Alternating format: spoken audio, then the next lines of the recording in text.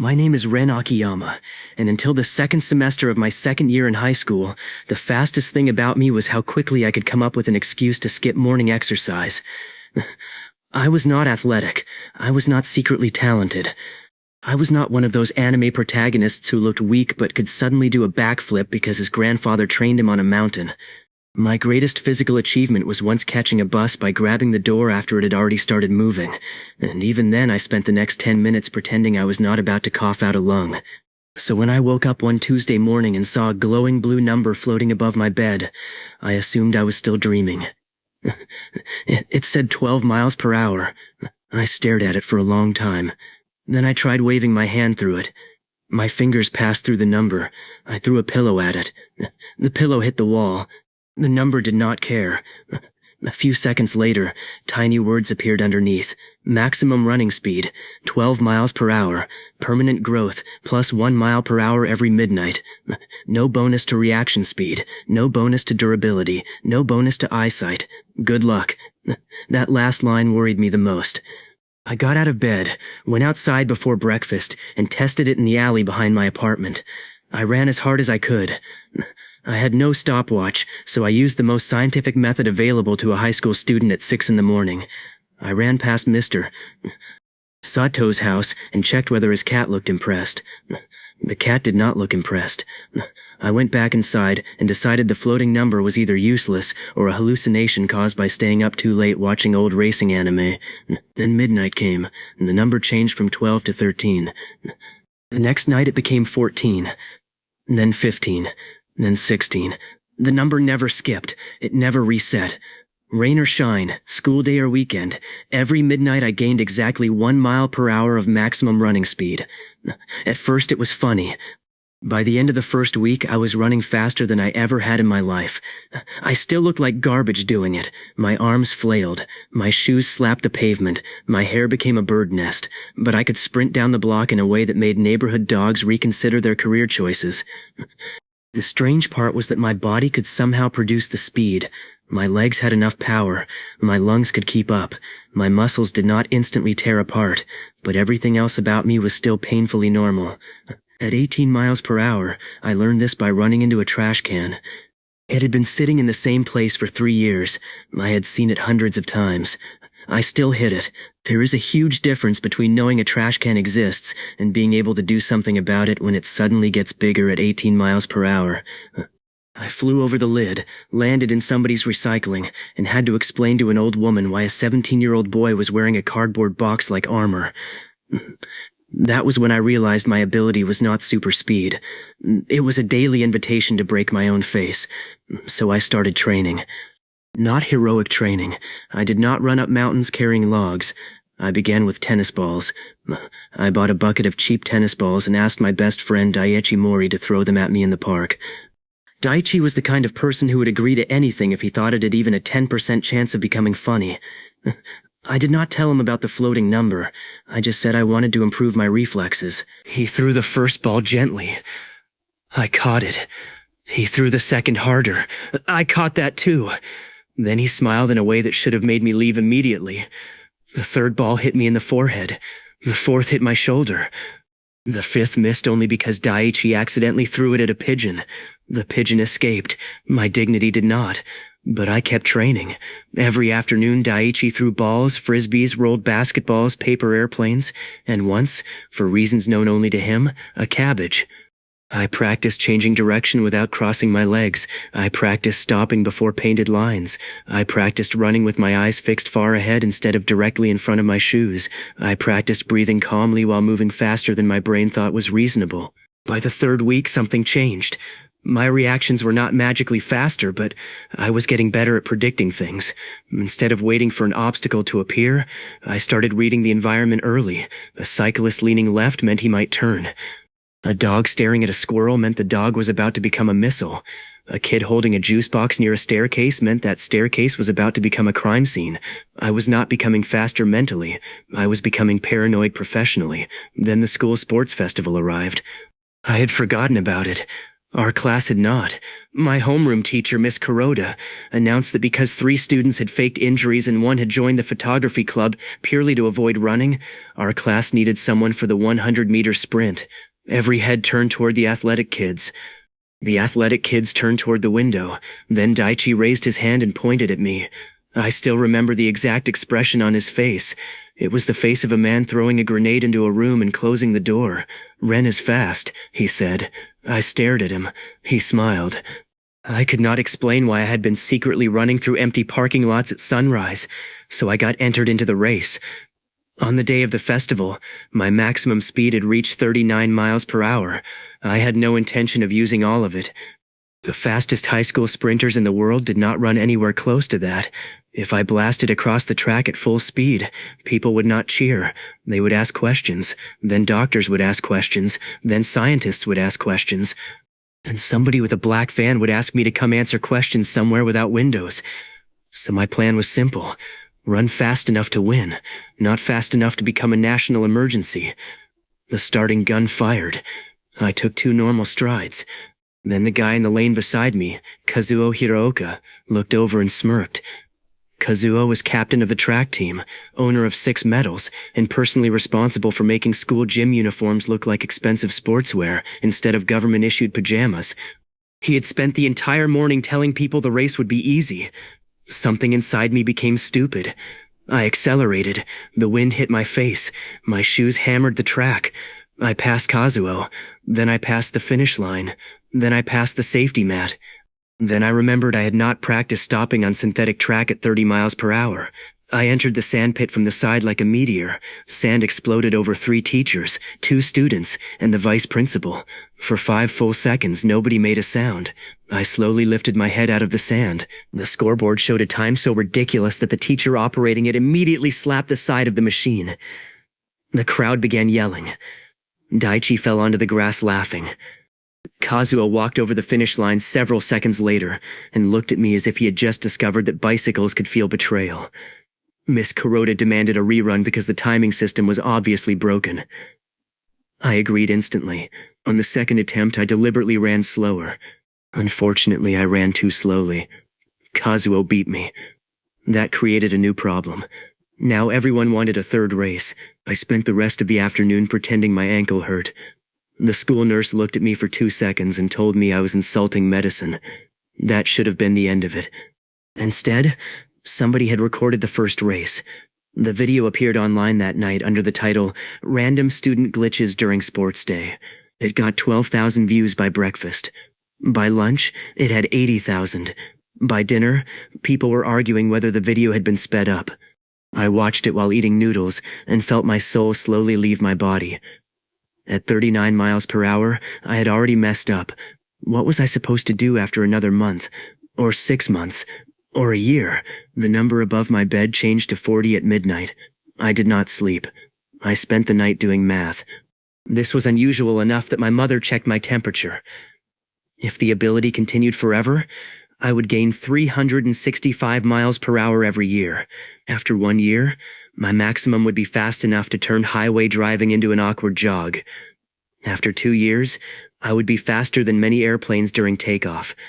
After 3 years, I did not know what would happen because my calculator started showing numbers that felt disrespectful. The next morning, I created 3 rules. Rule 1, never run at full speed where normal people could see me. Rule 2, train every skill that the ability did not improve. Rule 3, never, under any circumstances, let Daichi know the truth. I broke Rule 3 that afternoon. He cornered me behind the gym with his phone open to the viral sports festival video. He asked how I had done it. I said adrenaline. He asked if adrenaline also explained why I had been seen running beside the river at sunrise every day for the last month. I said maybe I had a lot of adrenaline. He said he had measured the distance between 2 streetlights in the video and calculated my average speed. I asked why he knew how to do that. He said boredom had made him powerful.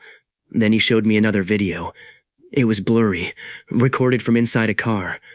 A figure in a school tracksuit was running along the bike path beside the river at nearly the same speed as traffic. The figure was me. I had thought it was too early for anyone to notice. Apparently a delivery driver had noticed. Daichi stared at me. I stared at him. The glowing number above my head was currently 41 miles per hour, visible only to me, floating like the universe itself was enjoying the situation, so I told him everything. He was silent for 10 seconds. Then he asked the most important question possible. Could I outrun a horse? I said I did not know. Within 24 hours, Daichi had somehow found a horse. I never learned how.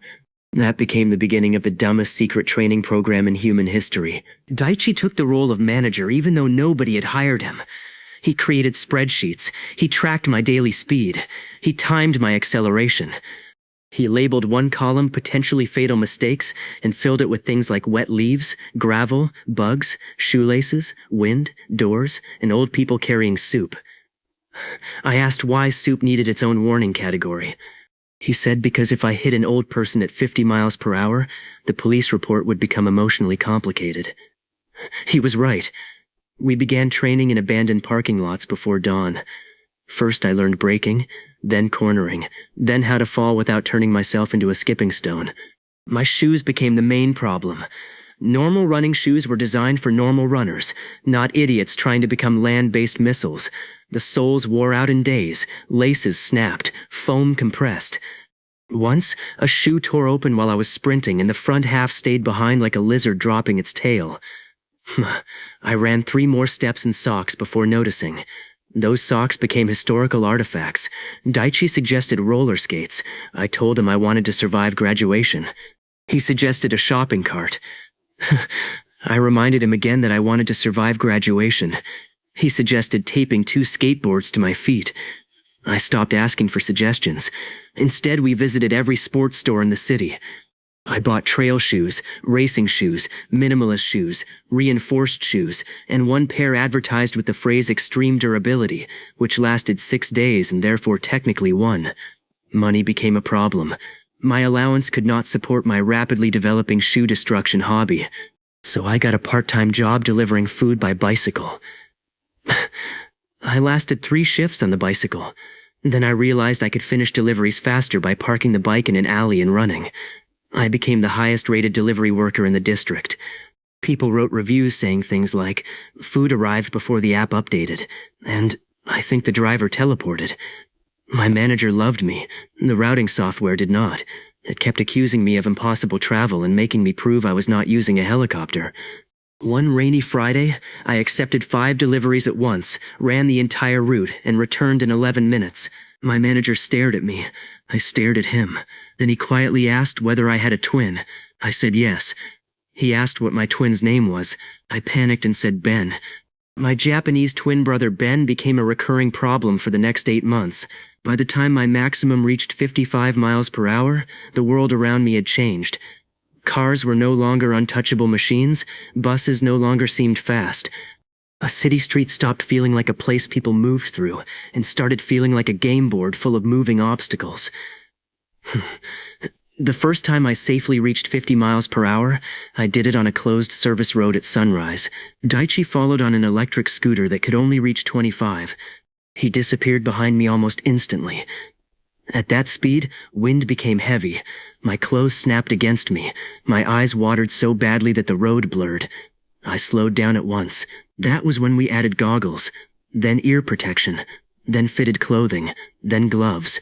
Then Daichi found a motorcycle shop, willing to sell us lightweight protective gear without asking why a teenager needed armor for jogging. I started looking less like a runner and more like a budget superhero who had been sponsored by a sporting goods warehouse. We also learned something terrifying. My ability protected me from the basic strain of generating speed, but it did not protect me from impact. At 58 miles per hour, a beetle hit my cheek. I screamed so loudly that Daichi thought I had broken a bone. It felt like someone had fired a marble at my face. For the rest of the week, I trained wearing a motorcycle helmet. Then summer began. My maximum speed passed 70 miles per hour, and that was when keeping the secret became much harder. Because one afternoon, Daichi and I were on a quiet industrial road doing acceleration tests when a red sports car rolled up beside us. The driver was a university student with sunglasses, expensive hair, and the relaxed confidence of a man who had never been defeated by a pedestrian. He saw my gear and laughed. Then he revved the engine. Daichi looked at me. I looked at him. We both knew the correct decision was to walk away. Instead, Daichi lifted one finger like a race official. I do not know why friendship makes people worse. The car launched. I waited 2 seconds. Then I ran. At 30 miles per hour, the driver stopped laughing. At 50, he turned his head. At 60, I was beside him. At 70, I passed him. The look on his face was so powerful I nearly crashed from laughing. I reached the end of the road first, slowed carefully, then ducked behind a warehouse before the car caught up. Daichi arrived 5 minutes later on his scooter, unable to speak because he had been laughing the entire way. We thought nobody had recorded it. Of course somebody had recorded it. The next morning, a new video appeared online. A blurry teenager in a black helmet was running beside a red sports car. The title was simple. Who is the Highway Ghost? 3 million views. By lunch, the internet gave me a name before I could give myself one. Highway Ghost. I hated it immediately. Daichi loved it so much that he changed my contact name in his phone. For the next 2 weeks, every idiot with a camera began searching for me. People parked beside the industrial road, hoping I would return. Runners wore black helmets as a joke. A man in another city sprinted beside a parked Lamborghini for 10 seconds and claimed he was the real Highway Ghost. That should have helped.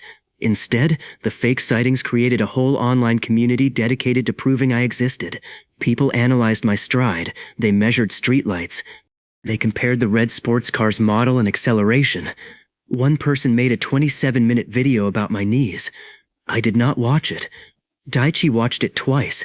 According to him, my knees were controversial. We changed training locations every few days. Sometimes we used empty mountain roads before sunrise, sometimes abandoned factory yards.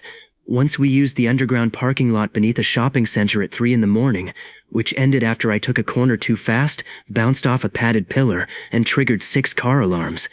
My mother asked why I came home smelling like burnt rubber. I told her Ben had been experimenting. She asked who Ben was. I realized I had only invented my fake twin for my manager. That was the first time I understood that lies need maintenance. By day 70, my maximum speed had passed 80 miles per hour, but my safe speed was barely 60. That difference bothered me. Every midnight, the number rose whether I was ready or not. It felt like somebody was stacking another floor onto a building while I was still learning how stairs worked. So I got serious about training. Serious for me, anyway. I joined the school badminton club. Not because I loved badminton, because shuttlecocks move fast and change direction strangely. I wanted to improve visual tracking. The club captain thought I had discovered a passion. For 3 weeks, I became the most dedicated, terrible badminton player in school history. I could reach any corner of the court before the shuttlecock landed. But actually hitting it was another matter. My body arrived faster than my judgment. I would explode across the court, swing too early, miss completely, and stare at the shuttlecock as it gently touched the floor behind me. The first-year students began calling my technique instant regret. I also joined table tennis practice twice a week, then boxing footwork drills, then a driving simulator arcade, because Daichi claimed racing games could teach me to read movement farther ahead. The arcade owner eventually banned us from the leaderboard because Daichi kept entering my name as Highway Ghost. At home, I trained my eyes by tracking numbers on a spinning fan. I practiced grabbing falling rulers. I watched slow-motion sports footage and tried to predict where players would move before they moved. It helped. Not enough to make me superhuman, but enough that my brain stopped treating speed like an emergency every time I accelerated. Then Daichi found the airfield. It was not an active airport. It was an old private runway outside the city that belonged to his uncle's friend's cousin's company. I still do not understand that chain of relationships. The runway was almost 2 kilometers long, flat, empty, and surrounded by fields. To me, it looked like heaven. To Daichi, it looked like a laboratory. He brought cones, measuring tape, cameras, 2 radar guns, a folding chair, a cooler, and a whiteboard with the words "Project Don't Die" written across the top. My maximum that morning was 91 miles per hour. I put on motorcycle gear, goggles under the helmet, reinforced shoes, gloves, and enough padding to make me look like a very nervous beetle. Then I ran. For the first time, I had enough open space to accelerate gradually. 40 miles per hour felt comfortable. 50 felt familiar. 60 made the wind roar. 70 made every tiny movement matter. At 80, the runway markings came toward me with frightening speed. I could feel how much distance I needed just to think. At 85, I saw a plastic bag blow onto the runway far ahead. It was nothing. A normal person would not even care. My entire body reacted like a dragon had appeared. I changed direction too sharply. My left foot slipped. The world turned sideways. I rolled across the asphalt so many times that I lost count, then slid into the grass and stopped on my back. Daichi sprinted toward me. His version of sprinting took a while. I lay there staring at the sky and wondering which bones still belonged in their original locations. The protective gear had saved me from serious injury, but my hip felt like it had been hit with a hammer. Daichi reached me, looked down and asked if I was alive. I said yes. He checked the radar gun. 86.4. We celebrated for 10 seconds. Then I tried to stand and fell over. That crash changed our strategy. Instead of chasing maximum speed every week, we started building what Daichi called my survivable speed. Maximum speed was what the power allowed. Survivable speed was what I could use without becoming a stain. We worked on emergency braking. I learned to drop my center of gravity, shorten my steps, and bleed speed instead of trying to stop instantly. We tested different soles and traction patterns. We practiced planned escape routes for obstacles. We even built a ridiculous emergency system where Daichi placed giant foam blocks at the end of the runway. The first time I hit them, I disappeared completely. He thought I had died. I climbed out holding a foam cube and told him the system worked. A month later, my survivable speed reached 90 miles per hour. My maximum had already passed 120. That was when school life became absurd. Running anywhere normally took effort because my body had gotten used to producing much more power. If I was late for class, I had to consciously remind myself not to accelerate. One morning I heard the warning bell while I was still outside the front gate. I panicked. I took 3 fast steps. I reached the 3rd floor before the bell finished ringing.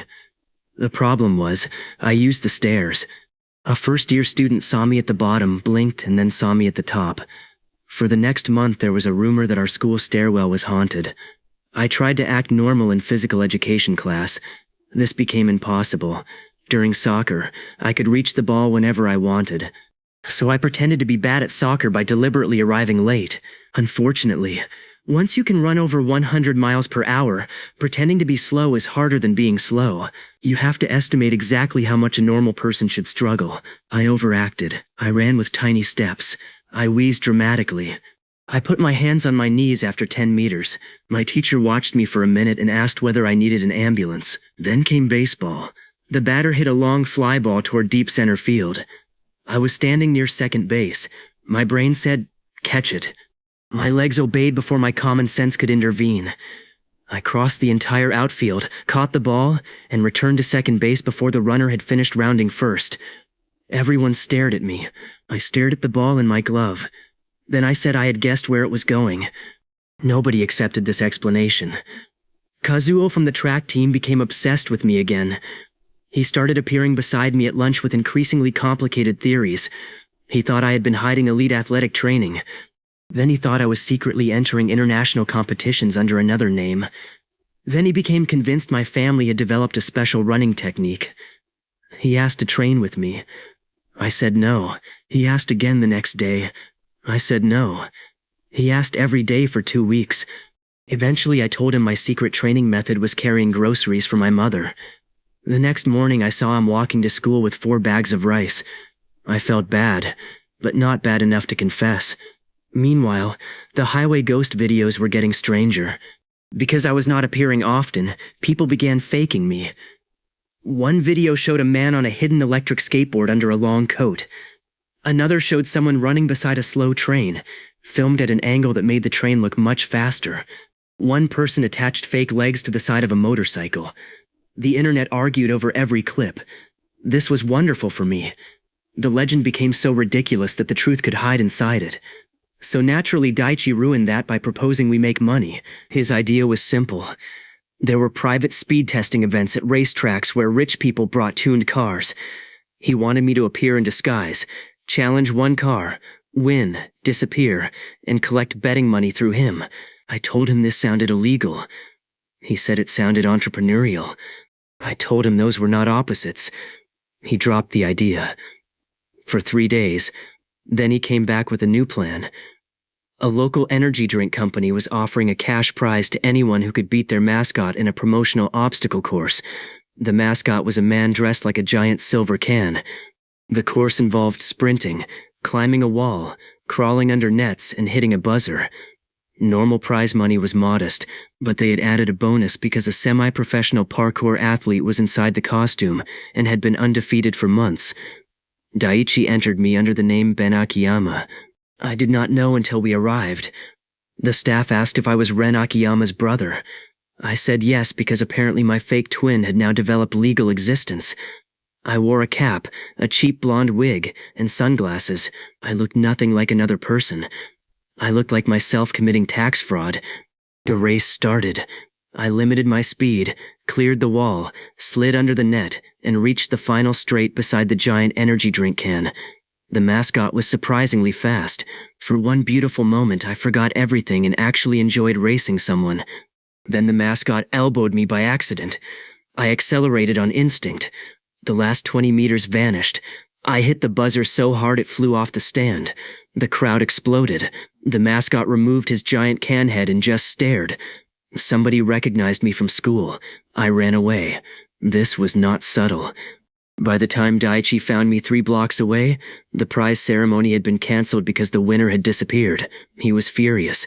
I reminded him he had entered me using an imaginary sibling. We called it even.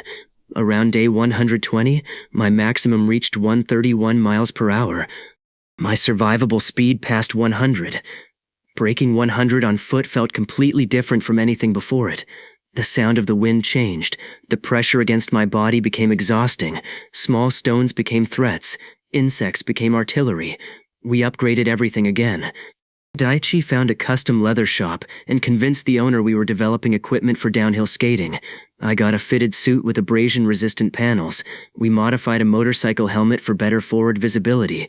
My shoes received harder toe protection and replaceable soles.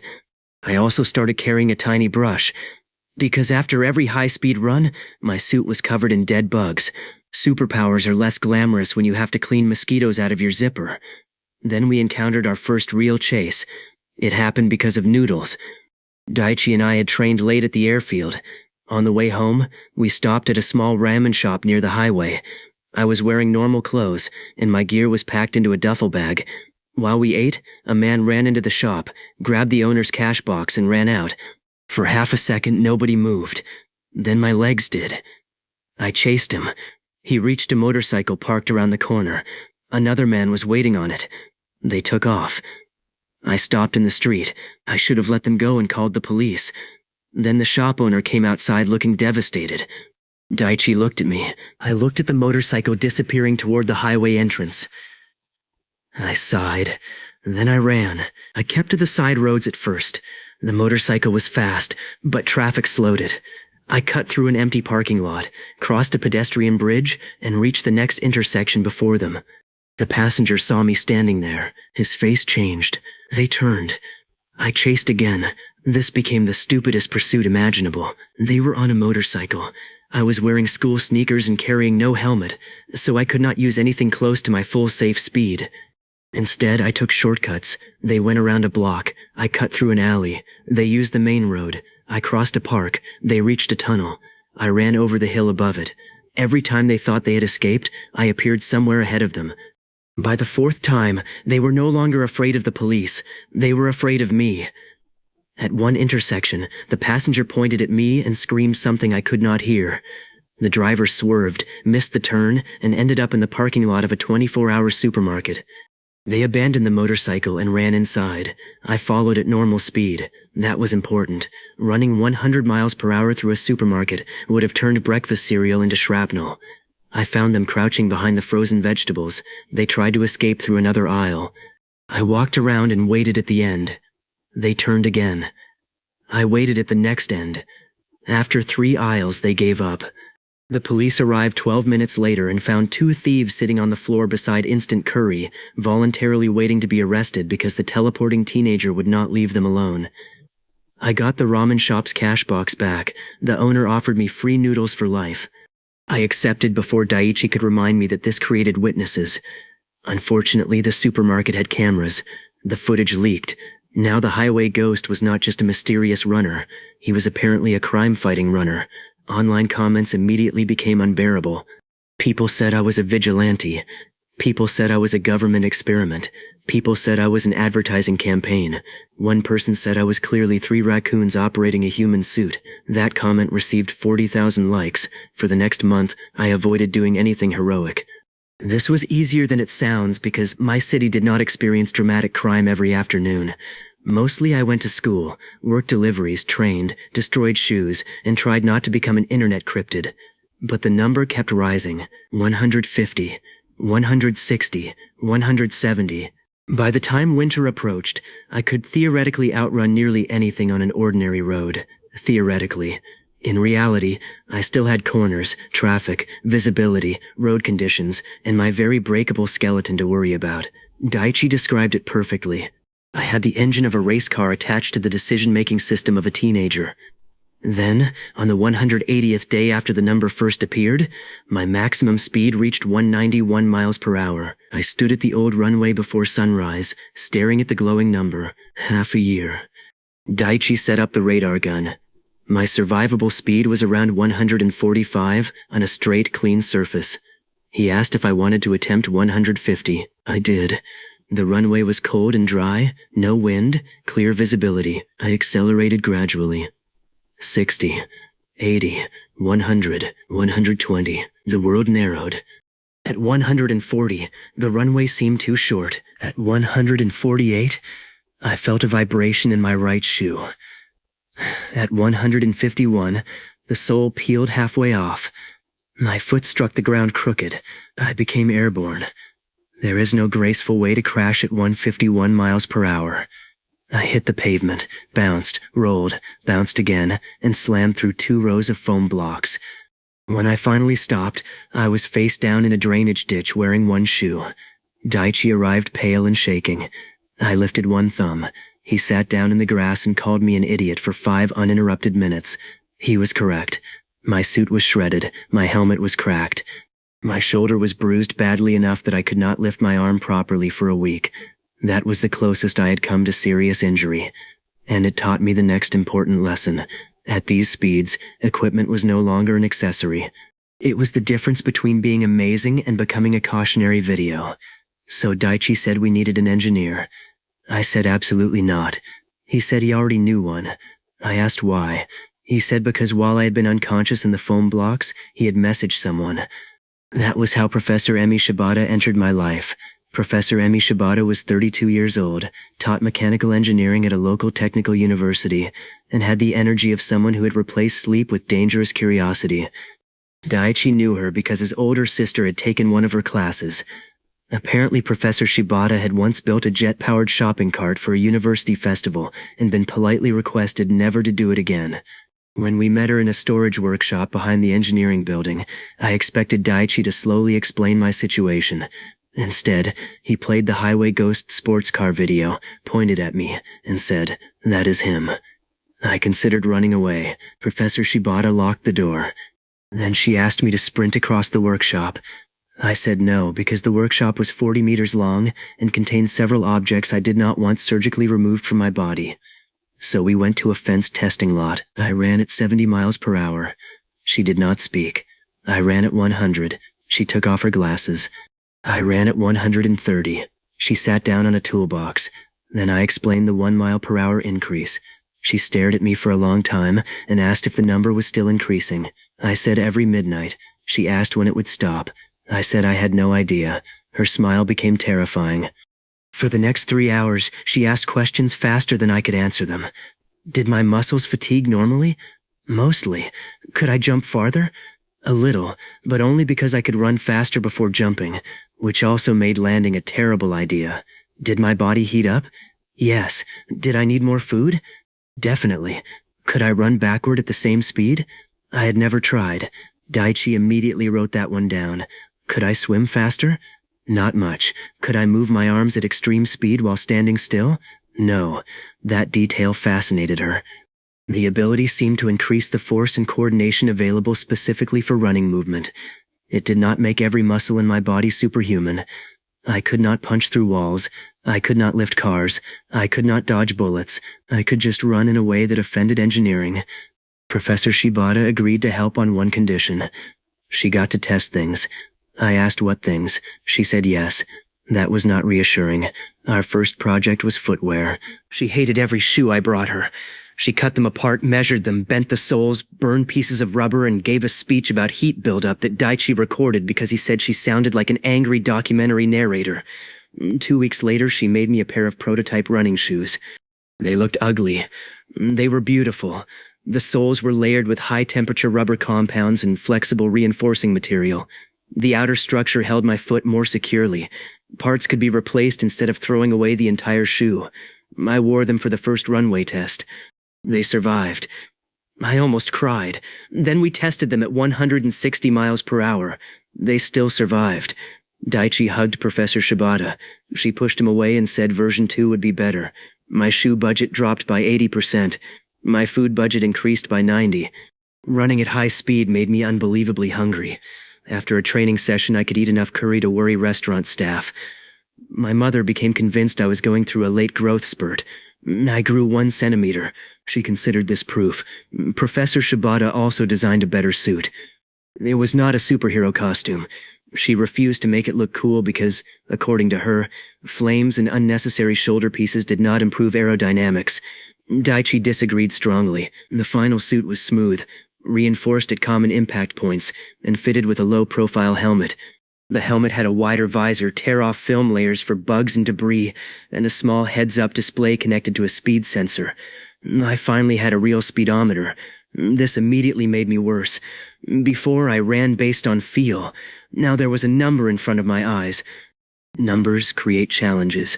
The first time I saw 174 miles per hour on the display, I tried to reach 175 for no reason except that 175 looked nicer. Professor Shibata screamed at me through the radio until I slowed down. Afterward, she disabled the decimal display because she said I could not be trusted with precision. She was correct. My training became much more advanced. We used cones spaced farther apart to practice reading at distance. We mounted flashing lights beside the runway that forced me to choose lanes before reaching them. We trained braking with random warning signals. We tested crosswinds using huge industrial fans. The fans were supposed to simulate gusts. Daichi stood too close behind one and lost his lunch. Not the food inside him. The actual bag containing his lunch. We found one sandwich stuck to a fence. Professor Shibata also made me practice falling onto padded surfaces from increasingly high speeds. I hated this. She called it controlled failure training. I called it being thrown at the ground professionally. But it worked. I learned how not to extend my arms during a fall. I learned when to roll and when rolling would just turn me into a human drill bit. I learned how to protect my head and how to use the reinforced sections of the suit. More importantly, I learned to respect the speed. My maximum continued climbing through 200 miles per hour, then 220, then 240. My safe straight-line speed reached 190. Traffic became almost stationary compared with what my body could do. I stopped thinking of cars as things that were fast. Cars were obstacles that happened to move, but the world still had one weapon against me: winter. The first icy morning nearly ended my career. I stepped outside, forgot the pavement had frozen overnight, and tried to jog to the corner. My foot slipped. I did not even reach 20 miles per hour. I landed on my back hard enough to see every ancestor in my family tree. For the next week, Daichi sent me pictures of penguins with captions about superior traction. Snow was worse. I could generate speed, but the surface could not provide grip. Running at even 50 miles per hour became dangerous. Professor Shibata experimented with studded soles, but she warned that no equipment could make ice stop being ice. This led Daichi to invent what he called winter mode. Winter mode was me not running. I hated winter mode. Without high-speed training, my energy built up. I felt restless. I had gotten used to the strange freedom of acceleration, the moment when the ground blurred and the wind became a wall. So we found indoor solutions. Professor Shibata gained access to a massive warehouse test facility at the university. It had a straight corridor long enough for moderate runs, although moderate now meant 80 miles per hour. She also showed me a heavy-duty treadmill used for material testing. She said it had been modified. I asked how fast it could go. She said we would find out. We found out. It could go 117 miles per hour for 12 seconds. Then something inside it made a noise like a metal dinosaur choking. The belt shot backward across the room, and the emergency alarm activated. I was left standing on the frame while Daichi hid behind a table. Professor Shibata stared at the destroyed machine. Then she wrote 117 on her clipboard and underlined it.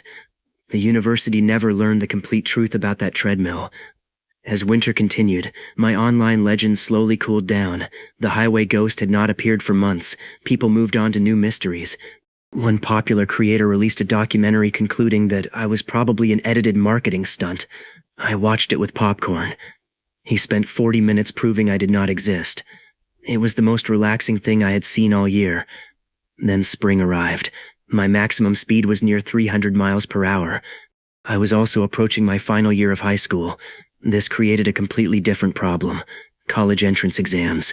For months I had spent nearly all my free time training my body not to explode at 200 miles per hour.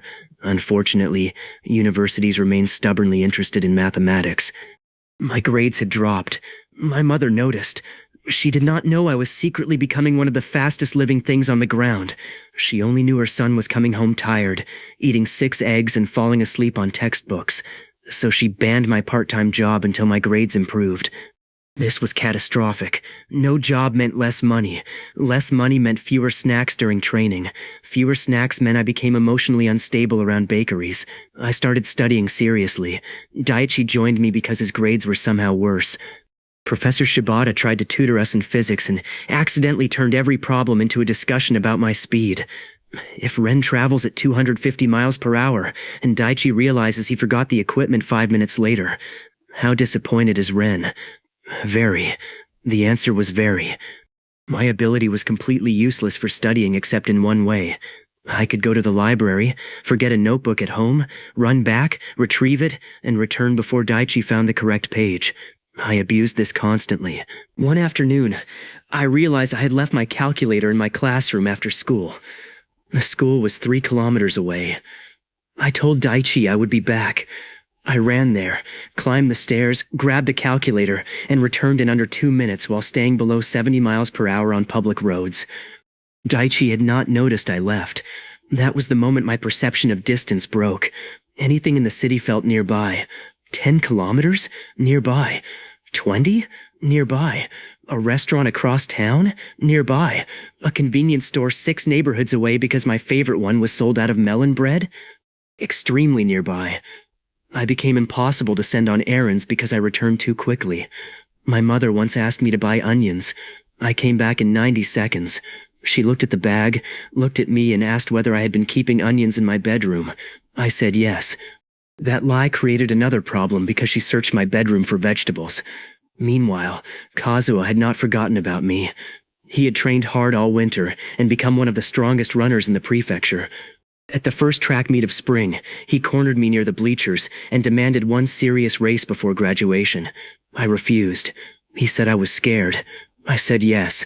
He was not prepared for honesty. Then he told me something that made me feel guilty. He said seeing me run at the sports festival had changed his goal. He had thought he was fast, but for one impossible moment he saw a level beyond anything he understood. Even after deciding the timer was wrong, he could not forget it.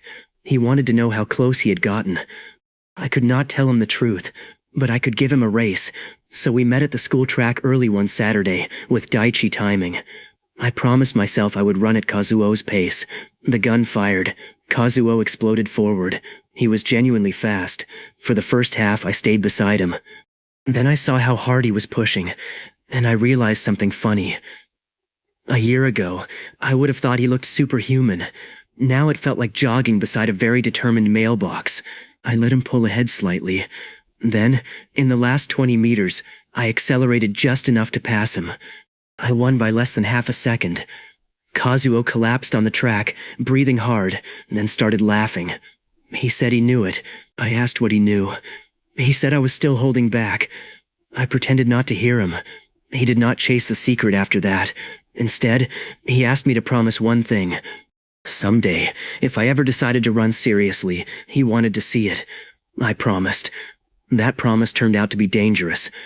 A few weeks later, Daichi discovered a private motorsports event at a closed circuit outside the city. Not a street race, A legal test day where owners brought modified cars and paid for track time. Professor Shibata wanted data on sustained high speed through curves. I wanted to avoid cameras. Daichi wanted to see me race a supercar. Guess which goal won? We contacted the track manager through Professor Shibata and claimed we were testing experimental human-powered protective equipment. This was technically true in the same way a volcano is technically warm.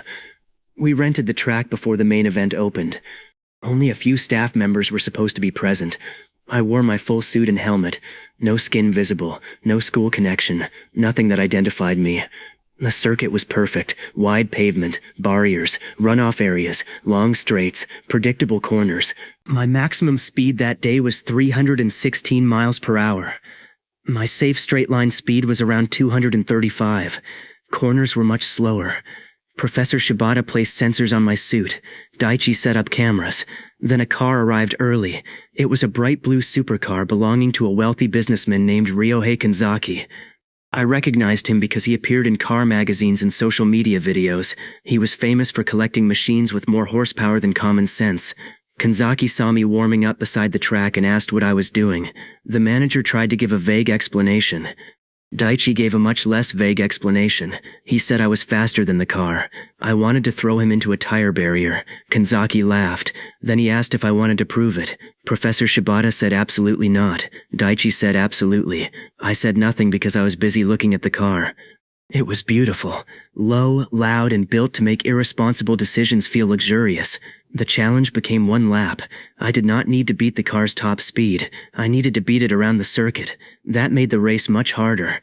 Cars could brake violently, corner with huge grip, and accelerate without worrying that a pebble would enter through their visor and become part of their personality. We lined up. The track manager stood between us looking as if he deeply regretted his profession. He gave the signal. Kanzaki launched first. I accelerated after him. On the opening straight, I reached 180 miles per hour and closed the gap quickly. Then the first corner arrived. The supercar braked late. I braked much earlier. Kanzaki disappeared around the turn while I concentrated on not turning my legs into decorative knots. I exited the corner far behind. Then came a long straight. I pushed past 210. The car grew larger. I caught it before the next braking zone. Kanzaki looked sideways through the window and saw a human being running beside him at over 200 miles per hour. Even through 2 layers of glass, I could see his expression. It was worth every bad decision that had brought me there. Then he braked. I did not. For half a second, I passed him and felt amazing. Then I remembered the corner. I shouted inside my helmet, started braking, and ran straight into the runoff area. The supercar took the turn normally. I crossed 50 meters of painted asphalt, avoided a gravel trap, looped around a stack of cones, and rejoined the track after performing what Daichi later called the world's fastest scenic route. Kanzaki had a huge lead. I chased. The rest of the lap became a battle between my ridiculous speed on straights and his complete refusal to fall over in corners. On the final straight, I was still behind. I pushed harder. 220, 225, 230. The car was 20 meters ahead. 15, 10, 5. The finish line approached. I leaned forward and gave everything I could safely control. I crossed beside his front wheel. Nobody knew who won. Daichi ran to the timing equipment. The difference was 0.06 of a second. I won. Kanzaki parked the car, got out and stared at me. Then he started laughing. Not angry laughter, delighted laughter, the kind of laughter a child makes after discovering a roller coaster. He shook my gloved hand and asked for a rematch when I got faster. I almost told him getting faster was not going to be a problem. Then we heard cheering. I turned. People were standing behind the fence near the paddock. The main event participants had arrived early. Dozens of phones were pointed at us. Daichi slowly lowered his camera. Professor Shibata covered her face with both hands. I had just raced a famous supercar owner in front of an audience. The highway ghost returned to the internet that afternoon. This time, the footage was not blurry. This time, there were multiple angles. This time, there was telemetry from Kanzaki's own car, showing the exact speed when I ran beside him. The videos reached millions of views before sunset. By midnight, the story had spread internationally. A mysterious helmeted runner had beaten a supercar around a closed circuit. Experts argued over whether it was physically possible. Athletes analyzed my stride. Engineers analyzed the footage. Doctors announced that no normal human body should do what I was doing. That one was fair. And just after midnight, while I sat in my room watching my secret become the biggest sports mystery on the internet, the glowing number changed again, 317 miles per hour. I looked at it, then at the screen, then back at the number. For the first time, I realized hiding forever might not be an option. The morning after the supercar race, I learned that going viral internationally was very different from going viral at school. At school, people whisper. Internationally, people build spreadsheets. By first period, somebody had created a public database containing every known highway ghost sighting, estimated speed, weather condition, road surface, camera angle, and possible connection.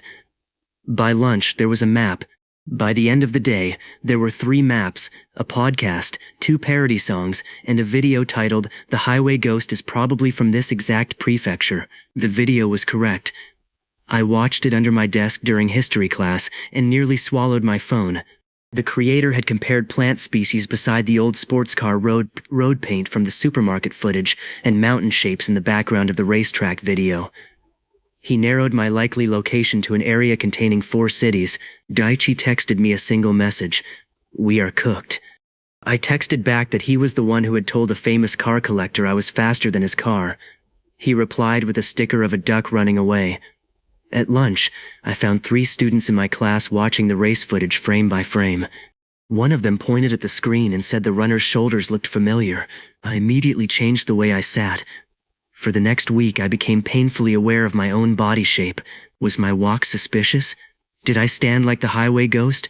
Could people recognize my elbows? I started carrying my school bag on the opposite shoulder because Daichi said investigators might compare posture. Then my neck hurt, so I stopped. Professor Shibata reacted more practically. She took the old suit apart and changed anything visually identifiable. New helmet shape, different panel lines, different shoe profile. She even altered my apparent height by adding a slightly raised sole. Daichi suggested a cape. Professor Shibata threatened to staple the cape to him. The public obsession might have faded again if Kanzaki had stayed quiet. He did not. Ryohei Kanzaki was a car enthusiast with millions of followers. The day after our race, he posted a video from inside his car.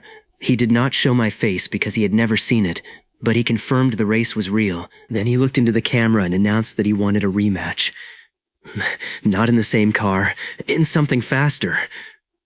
This began what Daichi called the boss rush. Over the next month, rich car owners, professional drivers, motorcycle racers, cyclists, skaters, and one man with a very angry ostrich publicly challenged the highway ghost.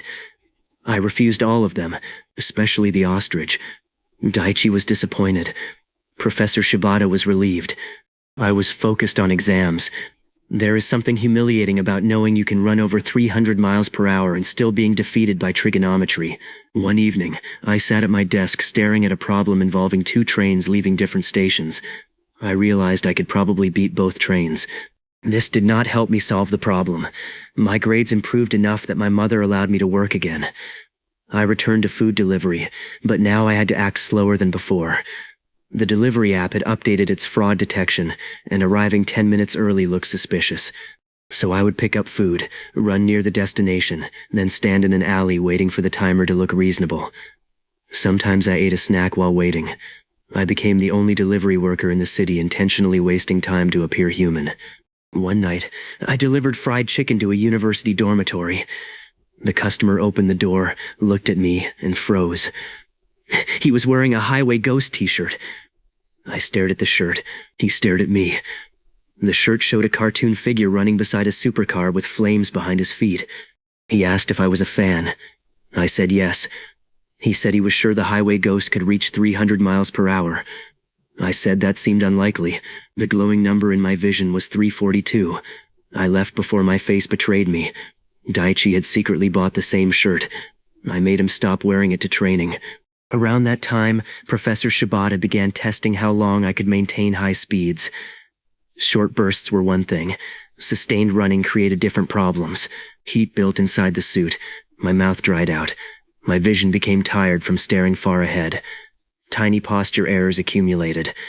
Even if my muscles could keep producing speed, my concentration could not remain perfect forever. Our solution was to train endurance at much lower speeds. I started doing long runs at 60 to 80 miles per hour on a closed loop at a test facility. The first time I ran for an hour at 70, I covered more distance than I used to travel in an entire week. It also made me so hungry that I ate 14 rice balls. Professor Shibata recorded this as fuel consumption. Daichi recorded it as disgusting. Long-distance running revealed another strange advantage. Because my maximum was so high, 70 miles per hour did not feel like a full sprint anymore. It felt controlled. My body had adapted to the ability's output. I could maintain highway speeds far longer than I could have imagined months earlier. The phrase highway speed also lost meaning. One weekend, my family took a trip to visit relatives several hundred kilometers away. We went by high-speed train. I sat beside the window watching the landscape blur past. For most people, the train represented extreme speed.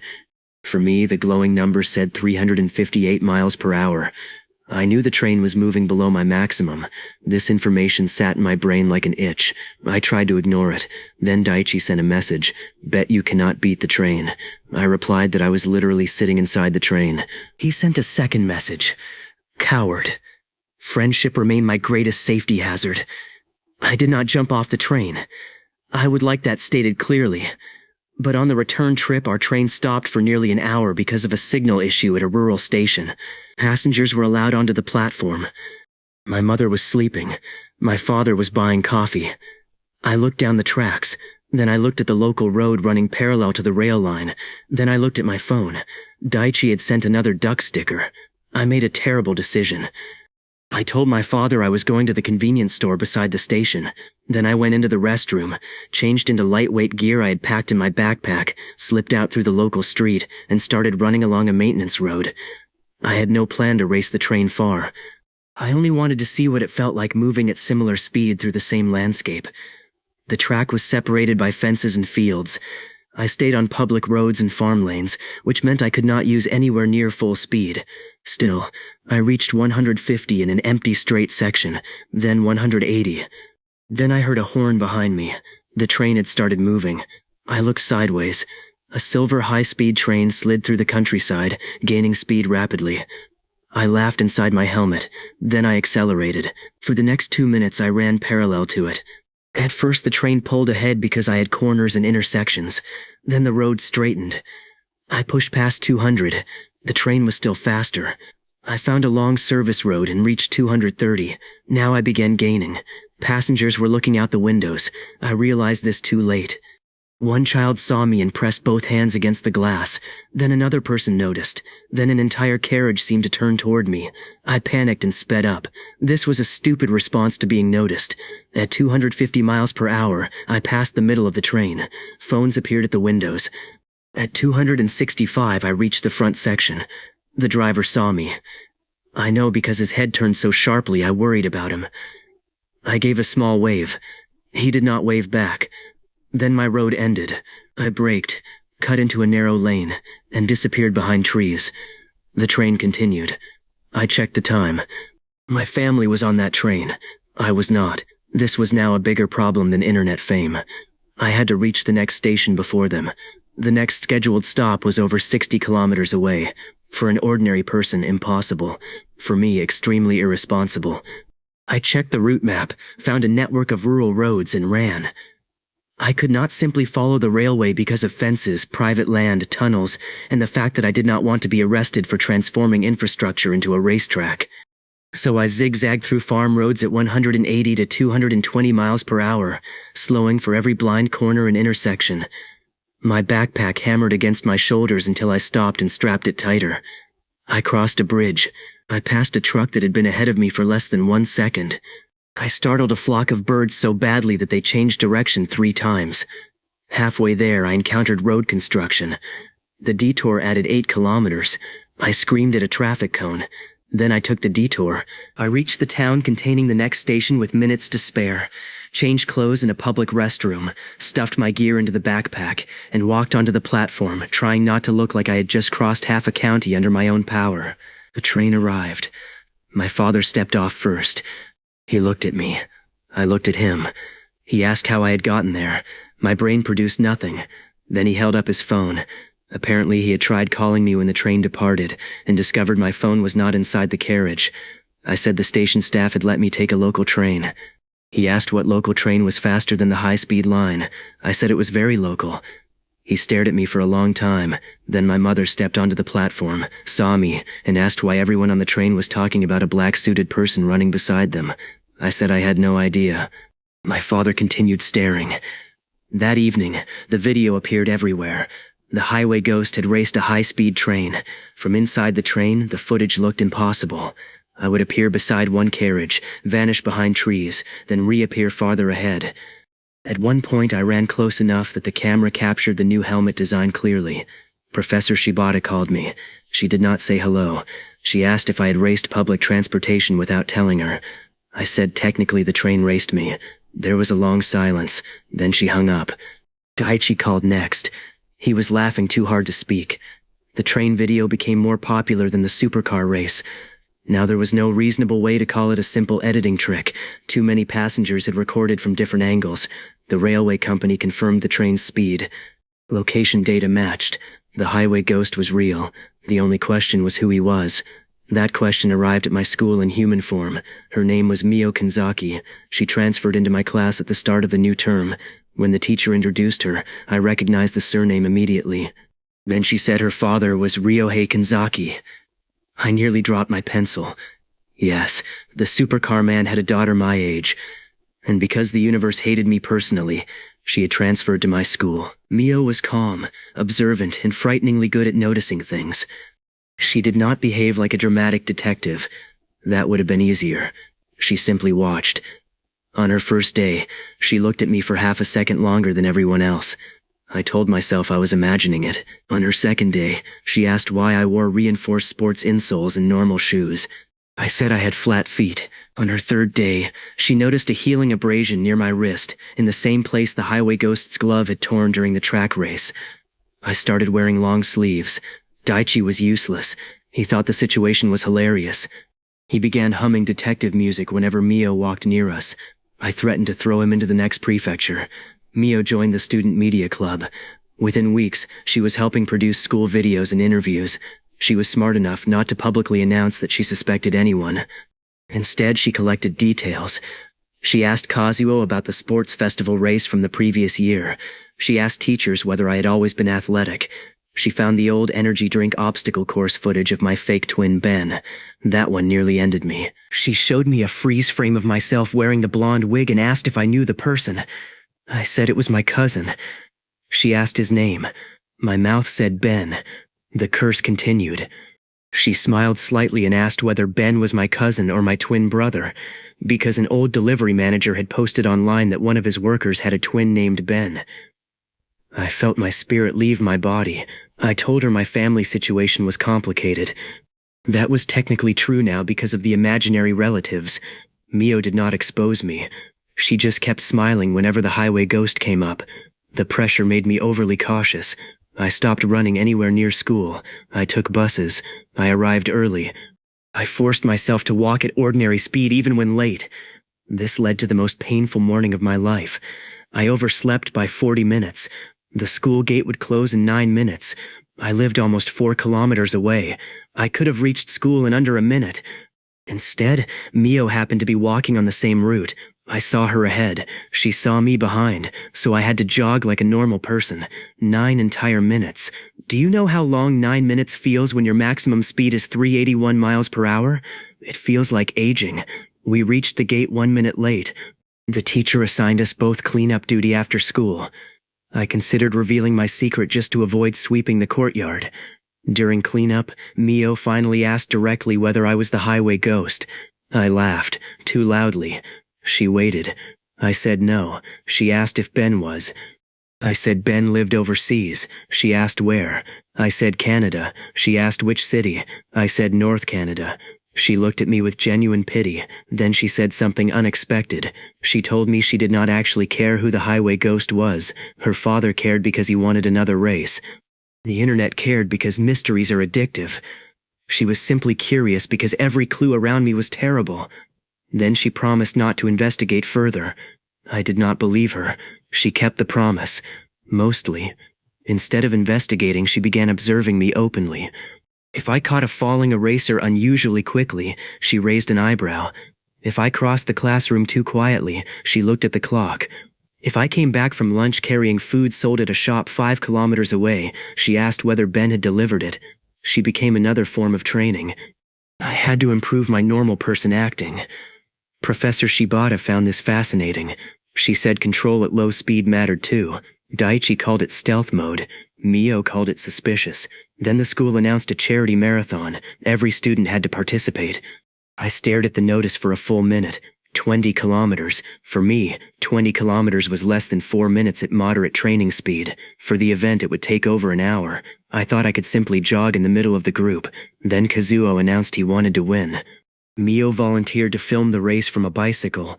Daichi volunteered at the water station, which meant he would have free access to throwable cups.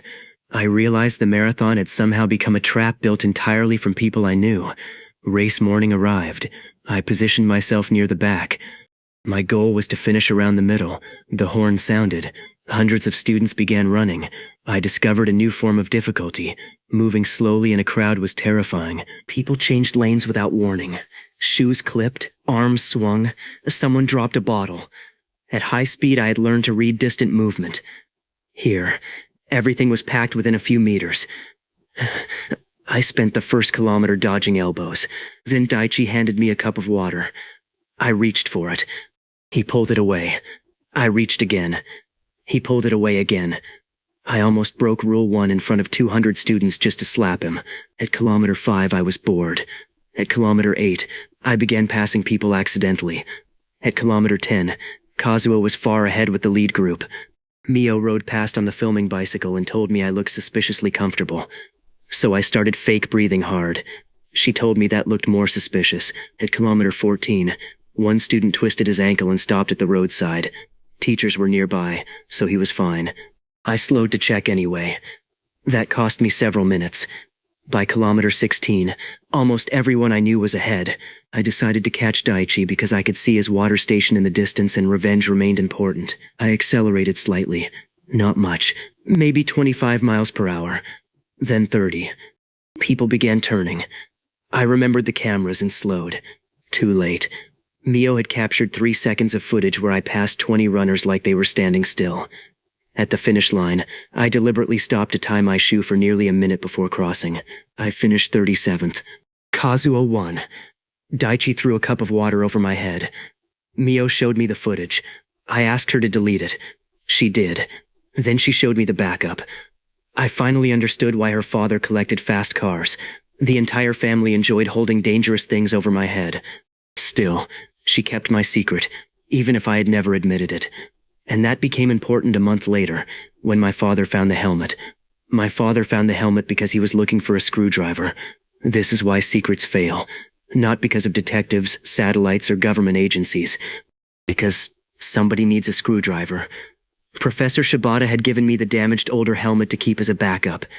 I hid it inside a storage box in the closet under old-school papers, 2 winter coats, and a broken fan. My father dug through all of it. When I came home, he was sitting at the kitchen table with the helmet in front of him. My mother was beside him. The television behind them was showing a replay of the high-speed train video. This was not ideal. My father pointed at the helmet, then at the television, then at me. I considered saying it belonged to Ben. Even I had limits. So I told them. Everything. The floating number, the 1 mile per hour increase, the sports festival, the deliveries, the racetrack, Professor Shibata, the train. Especially the train. Because apparently my father had been thinking about that station incident for months. They listened in complete silence. When I finished, my maximum speed was 397 miles per hour. My mother's first question was whether this was why I kept ruining shoes. I said yes. She closed her eyes and whispered that finally something made sense. My father asked whether I had raced the high-speed train while we were still on it. I said only briefly. He asked what briefly meant. I said around 60 kilometers. He stood up and walked into another room. He returned a minute later because he had nowhere useful to go. My mother asked whether I could stop the ability. I said no. She asked whether I could choose not to run fast. I said yes. She nodded. Then she slapped the table and demanded to know why I had not chosen that option more often. That conversation lasted a long time.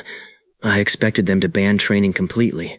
Instead, after speaking with Professor Shibata and verifying that I was not experiencing some elaborate shared hallucination, they did something worse. They created rules. Parental rules. No public high-speed running without Professor Shibata. No racing trains. No racing cars unless the track was closed. No using the ability to avoid school. No leaving the prefecture on foot without sending a message. I objected to the last one because I had never done that. My father said the fact that it needed to be said was the problem. My mother added another rule. If I could run to a restaurant in another city just to buy dessert, I could also run to the supermarket when she needed milk. My superpower became household infrastructure. At 400 miles per hour, I was still being sent to buy cabbage. The advantage of my parents knowing was that I no longer had to hide equipment at home. The disadvantage was that my mother began inspecting the suit for damage after every training session. Professor Shibata loved this because my mother had zero patience for technical excuses. If a seam looked worn, she demanded it be replaced. If a glove had a tear, she called it unacceptable. Once she made Professor Shibata redo a zipper. I had never seen the professor intimidated before. My father was calmer. He mostly wanted data. He asked about acceleration, braking distance, heart rate, and food consumption. After a few weeks, he started helping Daiichi organize test logs. This created a dangerous alliance between a middle-aged accountant and a teenager with spreadsheets. My training became more structured than my education. At 400 miles per hour maximum, my survivable straight-line speed had reached around 290 under ideal conditions. Professor Shibata wanted 300. I wanted 300. Daiichi wanted video of 300. My parents wanted me to finish homework first. So on the day I finally attempted it, I had completed 3 pages of calculus before breakfast. We returned to the closed race circuit, this time using the longest straight and part of the oval service loop. Professor Shibata had upgraded the suit again. The new version had better neck stabilization, improved airflow, and a visor designed to resist small debris at higher speed. She also installed a warning system that flashed if my head turned too far. At high speed, looking sideways was dangerous because the wind could twist the helmet violently. Daiichi called it the no dramatic anime glances feature. I hated that it was necessary. I accelerated. 100 miles per hour came and went. 150 felt routine. 200 made the wind hammer me. 250 required total focus. At 280, even the smallest body adjustment mattered. At 295, the straight seemed to disappear beneath me. Then the display changed. 300. For 1 second, everything felt strangely calm. The number sat in front of me like a door I had opened. Then a bird crossed the far end of the track. It was nowhere near me. My brain still screamed. I slowed carefully. When I stopped, Daiichi and my father were shouting. Professor Shibata checked the sensors twice. 302 miles per hour. I had run faster than many small airplanes. My mother handed me a towel and asked whether I had finished the calculus assignment. Oh, no effect on parenting. Word about the highway ghost kept spreading, but the mystery had changed. People no longer debated whether I existed. They debated what I was. Some thought I had mechanical assistance hidden in the suit. Some thought the videos involved drones or cables. One popular theory claimed I was running on tiny wheels. Professor Shibata spent 20 minutes ranting about how tiny wheels would actually make the situation harder. Daiichi printed the theory and taped it above her desk. Then Kanzaki returned. He had spent months preparing his rematch. He invited the highway ghost to a private automotive festival at a huge closed proving ground. The event would feature several high-performance cars, professional drivers, cameras, sponsors, and enough security to keep spectators off the test course. I wanted to refuse. Professor Shibata wanted access to the proving ground. My father wanted legal agreements. My mother wanted to know whether I would miss school. Daiichi had already accepted. Mio was the one who convinced me. She said her father would keep my identity private. He did not care who I was. He only cared about speed. That was believable. Kanzaki treated cars the way Daiichi treated bad ideas, with commitment. So we negotiated ridiculous conditions. No unmasked footage, no medical testing by sponsors, no attempt to follow me after the event, no publishing details about my equipment without Professor Shibata's approval. No surprise ostrich. Daichi added that one. The festival took place on a massive oval track with a long central straight. Thousands of people watched from grandstands, but the course itself was controlled. For the first time, I walked into an event knowing everyone was there to see me, and felt completely different from being accidentally recorded. I wore the latest black and gray suit and a mirrored helmet. The crowd erupted when I appeared. I almost turned around. Daichi spoke through my earpiece and reminded me that nobody knew my face. Professor Shibata reminded me not to show off. My father reminded me about braking distance. My mother reminded me to bring home the food container she had packed. I had the least intimidating support team in sports history. Kanzaki's rematch was not one race, it was 3. First, a quarter-mile drag race against a modified supercar. Second, a rolling speed challenge against a racing motorcycle. Third, a full oval lap against Kanzaki's newest track car. I told him he had built an entire festival around trying to defeat a pedestrian. He said that was what made it interesting. The drag race came first. This time, I had learned how to launch properly. The car had amazing acceleration. For the first few seconds it stayed ahead. Then I reached 100, then 150, then 200. The car was still accelerating hard, but I kept gaining. I crossed the line first. The crowd went insane. I heard the sound through my helmet as a distant roar. The motorcycle challenge was harder because the bike accelerated violently and had less drag than the car. We started at 100 miles per hour side by side. The signal flashed. The motorcycle jumped forward. I accelerated.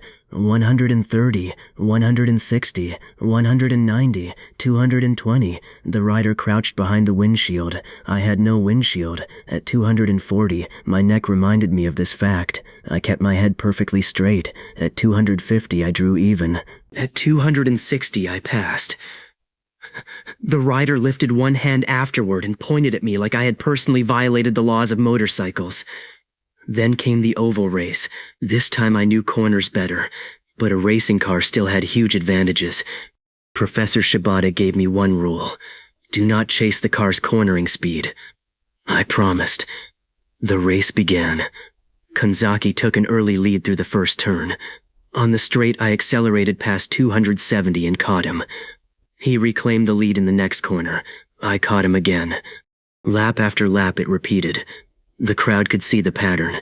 Car in the turns, human on the straights. By the final lap we were nearly even. Kanzaki exited the last corner ahead. The finish was at the end of the main straight. I had room.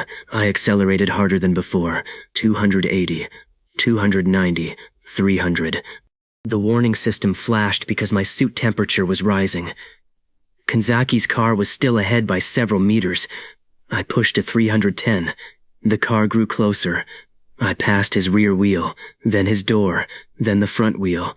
I crossed the finish line just ahead, but I had a new problem. I was still moving at over 300 miles per hour. The shutdown area was long, but not infinite. I started braking immediately. The track surface was perfect. My steps shortened, speed dropped. 280, 250, 220. Then one of the suit's warning tones changed. My left shoe temperature was too high. The sole was softening. I could feel grip changing. I shifted weight carefully, trying not to panic. 180, 150. The left sole began peeling. I looked ahead. There was plenty of runoff area, but cameras were everywhere. I had 2 options. Fall safely into the runoff and create another viral crash, or improvise. So I improvised. I angled toward the maintenance lane, where a long row of tire barriers had been placed behind a movable gate. I slowed to under 100, then deliberately ran onto the grass. The grass reduced my traction and forced a controlled slide. I dropped onto one reinforced side of the suit and skimmed across the turf like the world's least dignified hockey puck. I stopped inside a pile of soft advertising banners. The entire crowd went silent. Then I raised one hand. The cheering returned louder than before. Daichi later told me the slide became the most replayed moment of the event. For 3 days, people copied it on office floors, school hallways, and supermarket aisles. One professional soccer player did it after scoring a goal. I had accidentally invented a celebration. Kanzaki was delighted even though he lost all 3 races. He told me he had one more car under development and wanted another rematch next year. I told him next year might be unfair. He asked why. I said nothing. My maximum had reached 421 miles per hour that morning. A year later, if the number kept rising, I would be close to 800. I would not just be faster than cars. I would be approaching something I had avoided thinking about for months. The speed of sound. Professor Shibata had been thinking about it too. On the drive home from the festival, she said we needed to prepare long before I reached it. Daichi asked what would happen if I ran faster than sound. Professor Shibata said the short answer was complicated. Daichi asked for the fun answer. She said the fun answer was that everything would become terrible. I looked out the car window. For the first time in a while, traffic looked unbelievably slow, and the number was still increasing every midnight. Once Professor Shibata said the word speed of sound, Daichi became unbearable. He changed the wallpaper on his laptop to a picture of a fighter jet. He began calling every new suit version pre-mock equipment. He bought a cheap toy microphone and followed me around making fake sonic boom noises. I reminded him that I was still hundreds of miles per hour away. He said that at 1 mile per hour every day, hundreds was just a calendar problem. That sentence stayed with me. My power did not care whether I was ready. The calendar was the strongest person in my life. Professor Shibata's concern was not that I would suddenly explode the moment I reached some magical number. The real problem was that higher speed made everything worse long before then. Air resistance rose brutally, heat increased, stability became harder, sound around me changed, tiny objects carried more energy. A bird that was inconvenient at 80 miles per hour could become a personal catastrophe at 400, so she introduced the most advanced technology we had ever used. A leaf blower. Technically 6 industrial blowers arranged around a testing corridor. The goal was to practice sudden crosswinds at moderate running speed. Professor Shibata would trigger different fans while I ran through marked lanes. I had to stay balanced without overcorrecting. The first session went well. The second session did not. Daichi accidentally activated all 6 fans while standing inside the testing zone. His hat disappeared into the ceiling structure. We never got it back. After crosswinds came visual overload. At 300 miles per hour I could not stare at every object. I had to filter aggressively. The farther ahead I looked, the more useful information I could process. So Professor Shibata built a training course using light panels along the sides of a long track. Green meant stay. Yellow meant prepare to shift. Red meant lane change. At first the signals came several seconds before I reached them. Then faster. Then in random combinations. My reactions did not become superhuman, but anticipation became almost automatic. I learned to think in distance instead of time. At 60 miles per hour, something 100 meters away gives you a few seconds.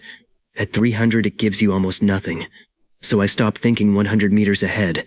I thought 500 meters ahead, then a kilometer.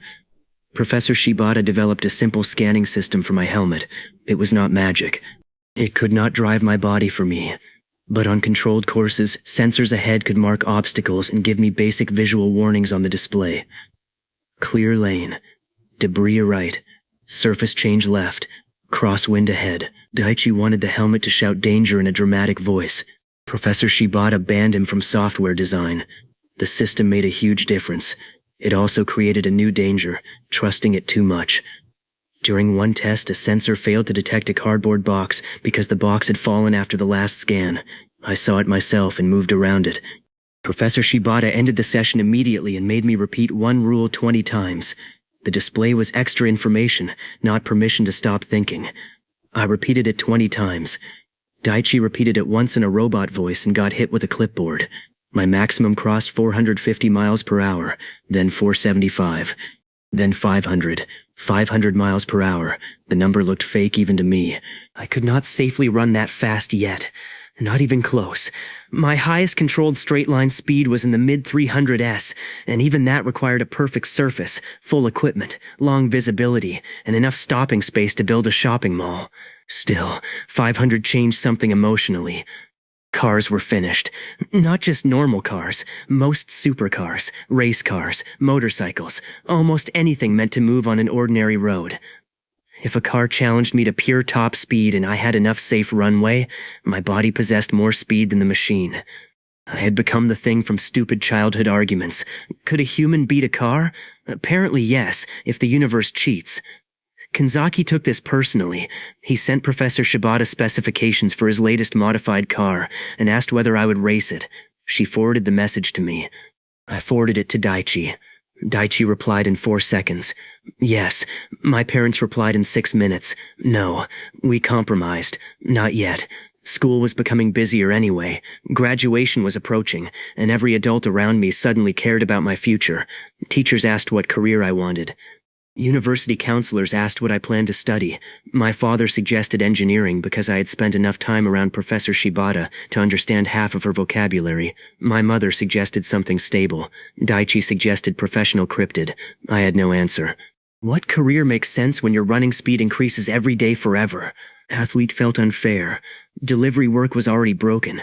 Transportation sounded ridiculous because passengers would object to being carried at 400 miles per hour. I briefly considered becoming a very fast mailman. Then I imagined crossing the country to deliver one envelope and decided society was not ready.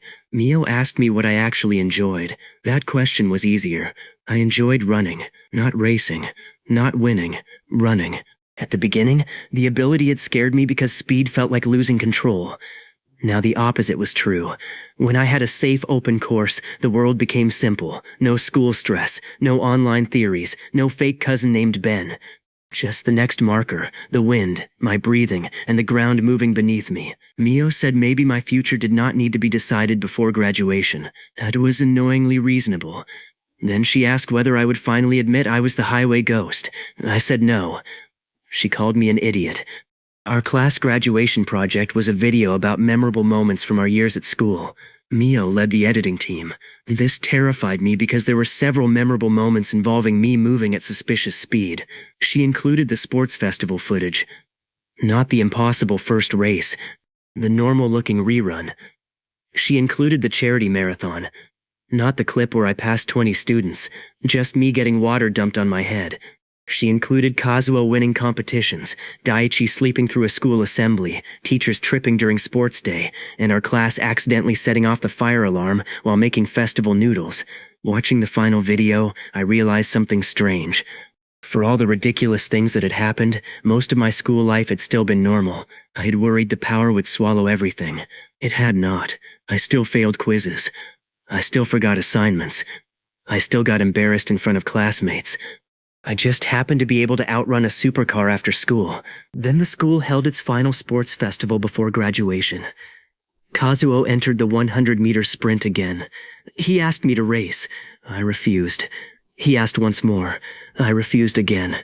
Then Mio told him I was afraid of losing. I looked at her. She smiled. Kazuo immediately challenged me in front of half the class. Now I had to run or spend the rest of the year listening to him talk. I agreed with one condition. I would not run seriously. He said that was fine. He just wanted one last race. At the starting line, the memory of the previous year hit me. Back then my maximum had been 39 miles per hour. I had lost control, blasted through the finish, and buried myself in sand. Now my maximum was over 500. If I made the same mistake, I would reach another school district before noticing. The gun fired. Kazuo ran beautifully. I matched him. For almost the entire race, we stayed side by side. 10 meters from the finish, he looked over.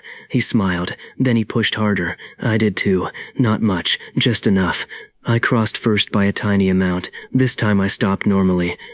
No sand explosion, no broken timer, no viral video, just a clean finish. Kazuo bent over breathing, then laughed and said he finally believed I could stop. I asked what that meant. He said the first time we raced I had looked terrified of my own legs. That surprised me. He had noticed more than I thought. Later, behind the gym, I told him the truth. Not everything, just enough. I told him my speed increased every day, and that the first race had not been a broken timer. He stared at me. Then he stared at the track. Then he asked how fast I was now. I told him the number. He sat down. For once, Kazuo had nothing to say. After a minute, he asked if that meant he had just raced someone capable of 500 miles per hour. I said technically capable, not safely capable. He lay flat on the grass. Then he started laughing. I asked why. He said he had spent more than a year training to catch a person who was gaining 1 mile per hour every midnight. I admitted the situation was unfair. He said it was extremely unfair. Then he made me promise again. Someday, he wanted to see full speed. I told him he would need binoculars. Graduation week arrived faster than I expected. My maximum speed reached 527 miles per hour. Daichi made a cake with 527 written on top. My mother asked why the number mattered. He said it represented growth. She said so did my report card, and nobody had baked that a cake.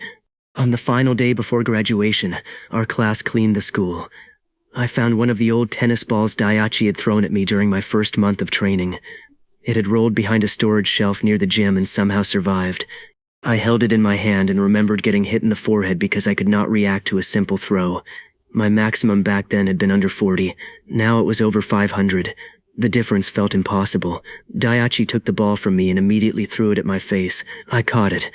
He looked disappointed. I threw it back. He did not catch it. Some things had not changed. Graduation morning was clear and windy.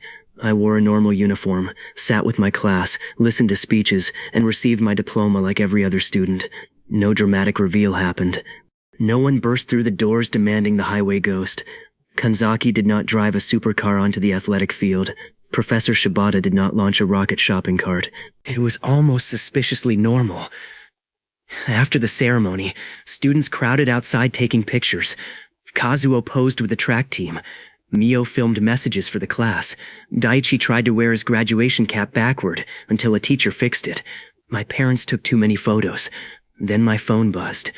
It was Kanzaki. He had sent a picture. A black car sat on a massive closed runway. Under it was a message. Graduation present. One last rematch. I showed Daichi. His eyes widened. Mio looked over my shoulder and sighed because she recognized the car. Professor Shibata, who had come to the ceremony, saw the message too. She took out her phone, checked something, and said the runway booking was legitimate. My father asked whether I had homework. I reminded him I had graduated. He looked genuinely disappointed that he could no longer use that weapon. My mother said we had dinner at 7. That became the time limit. 3 hours after receiving my diploma, I stood on the longest runway I had ever seen wearing the newest suit Professor Shibata had built. Kanzaki's black car waited beside me. It was not street legal. It was a heavily modified high-speed machine designed for a straight-line test. Sleek body, huge power, special tires. Every surface looked expensive enough to require insurance just for touching it. Kanzaki climbed out and told me the car had been prepared specifically to beat the highway ghost. I asked how fast it could go. He gave me the number. It was high, very high, still below 527. I did not tell him that. The course gave us several kilometers to accelerate and several more to stop. Medical staff were present. Track crews had inspected the surface. Professor Shibata checked my suit 3 times. Daichi set up cameras. Mio stood with my parents near the timing station. Kazuo had come too. When he saw the runway, he asked if this counted as full speed. I said maybe. He suddenly became very interested in the binoculars. Kanzaki got into the car. I stepped onto the line. The signal changed.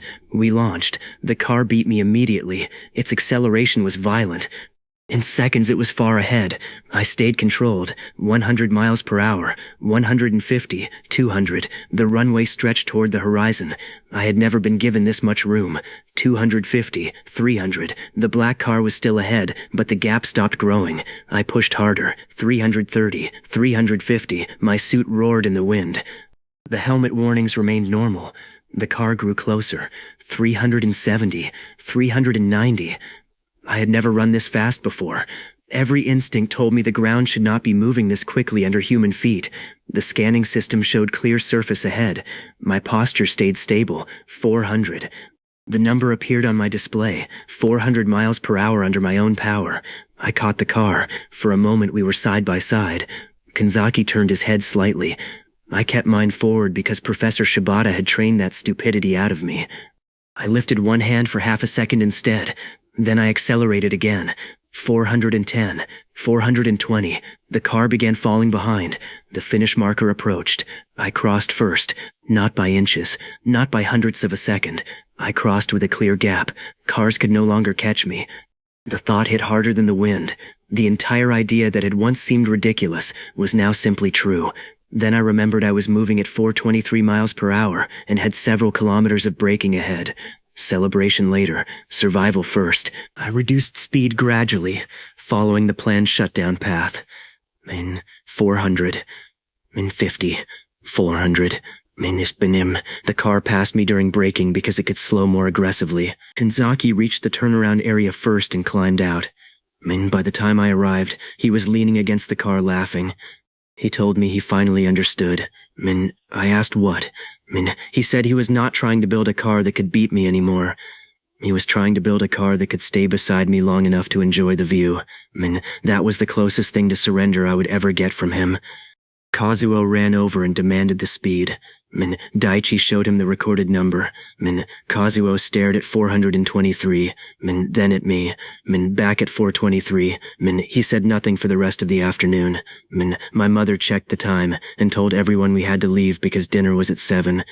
I had just outrun a custom high-speed car at over 400 miles per hour. I still went home in the family car.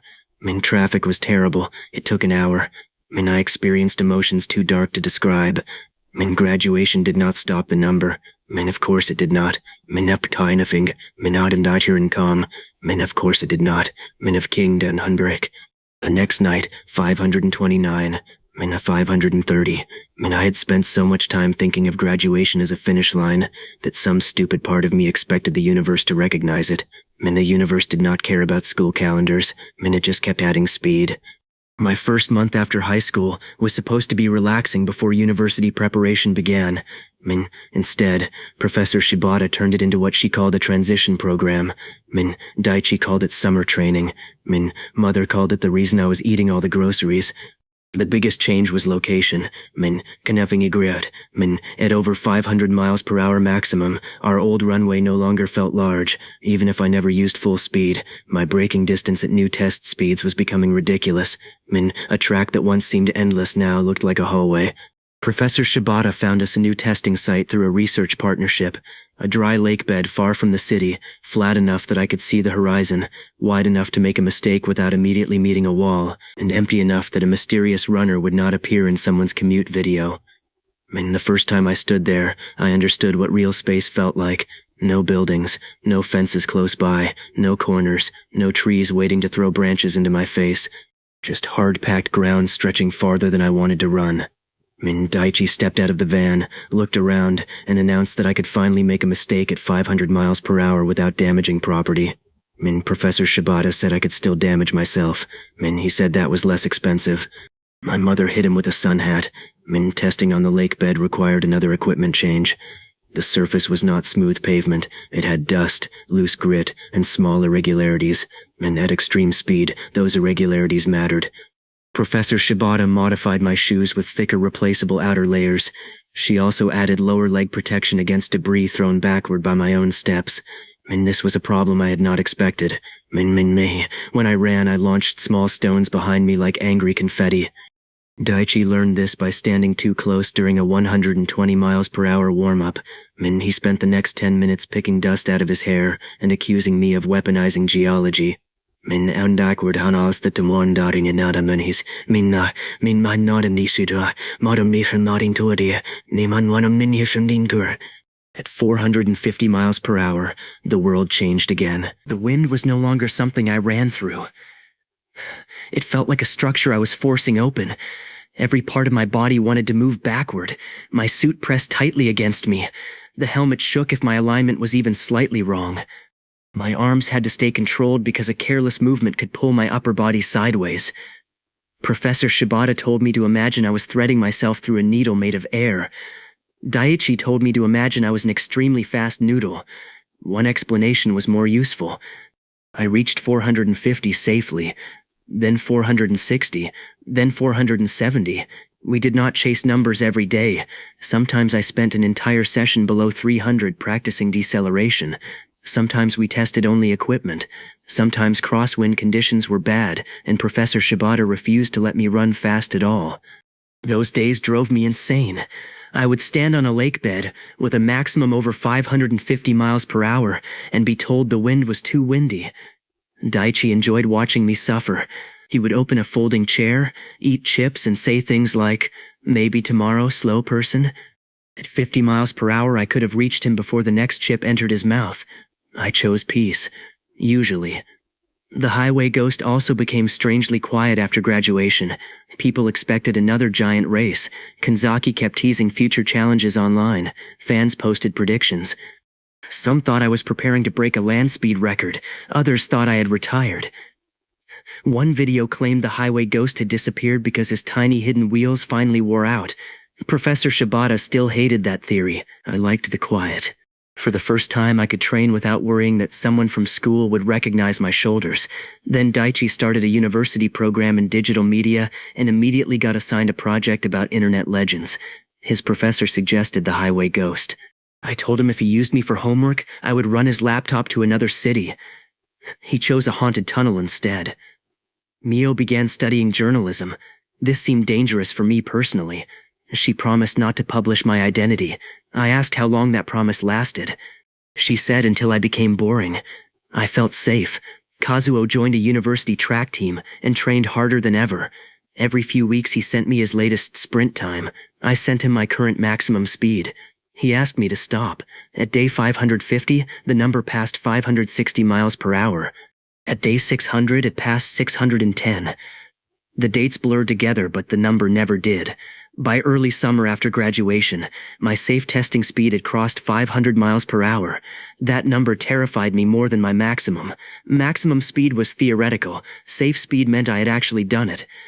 The first successful 500 miles per hour run took almost an entire day of preparation. We inspected the route repeatedly. A vehicle drove the full path looking for debris. Weather instruments tracked wind.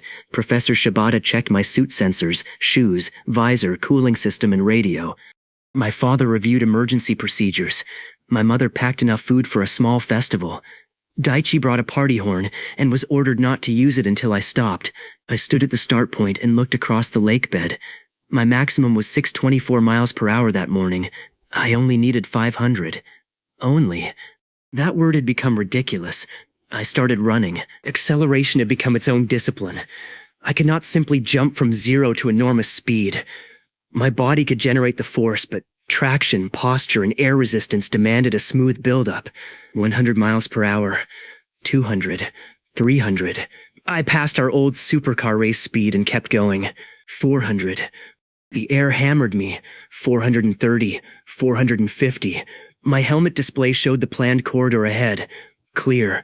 470. The suit temperature rose, but stayed inside limits. 480. Every step landed with terrifying precision. 490.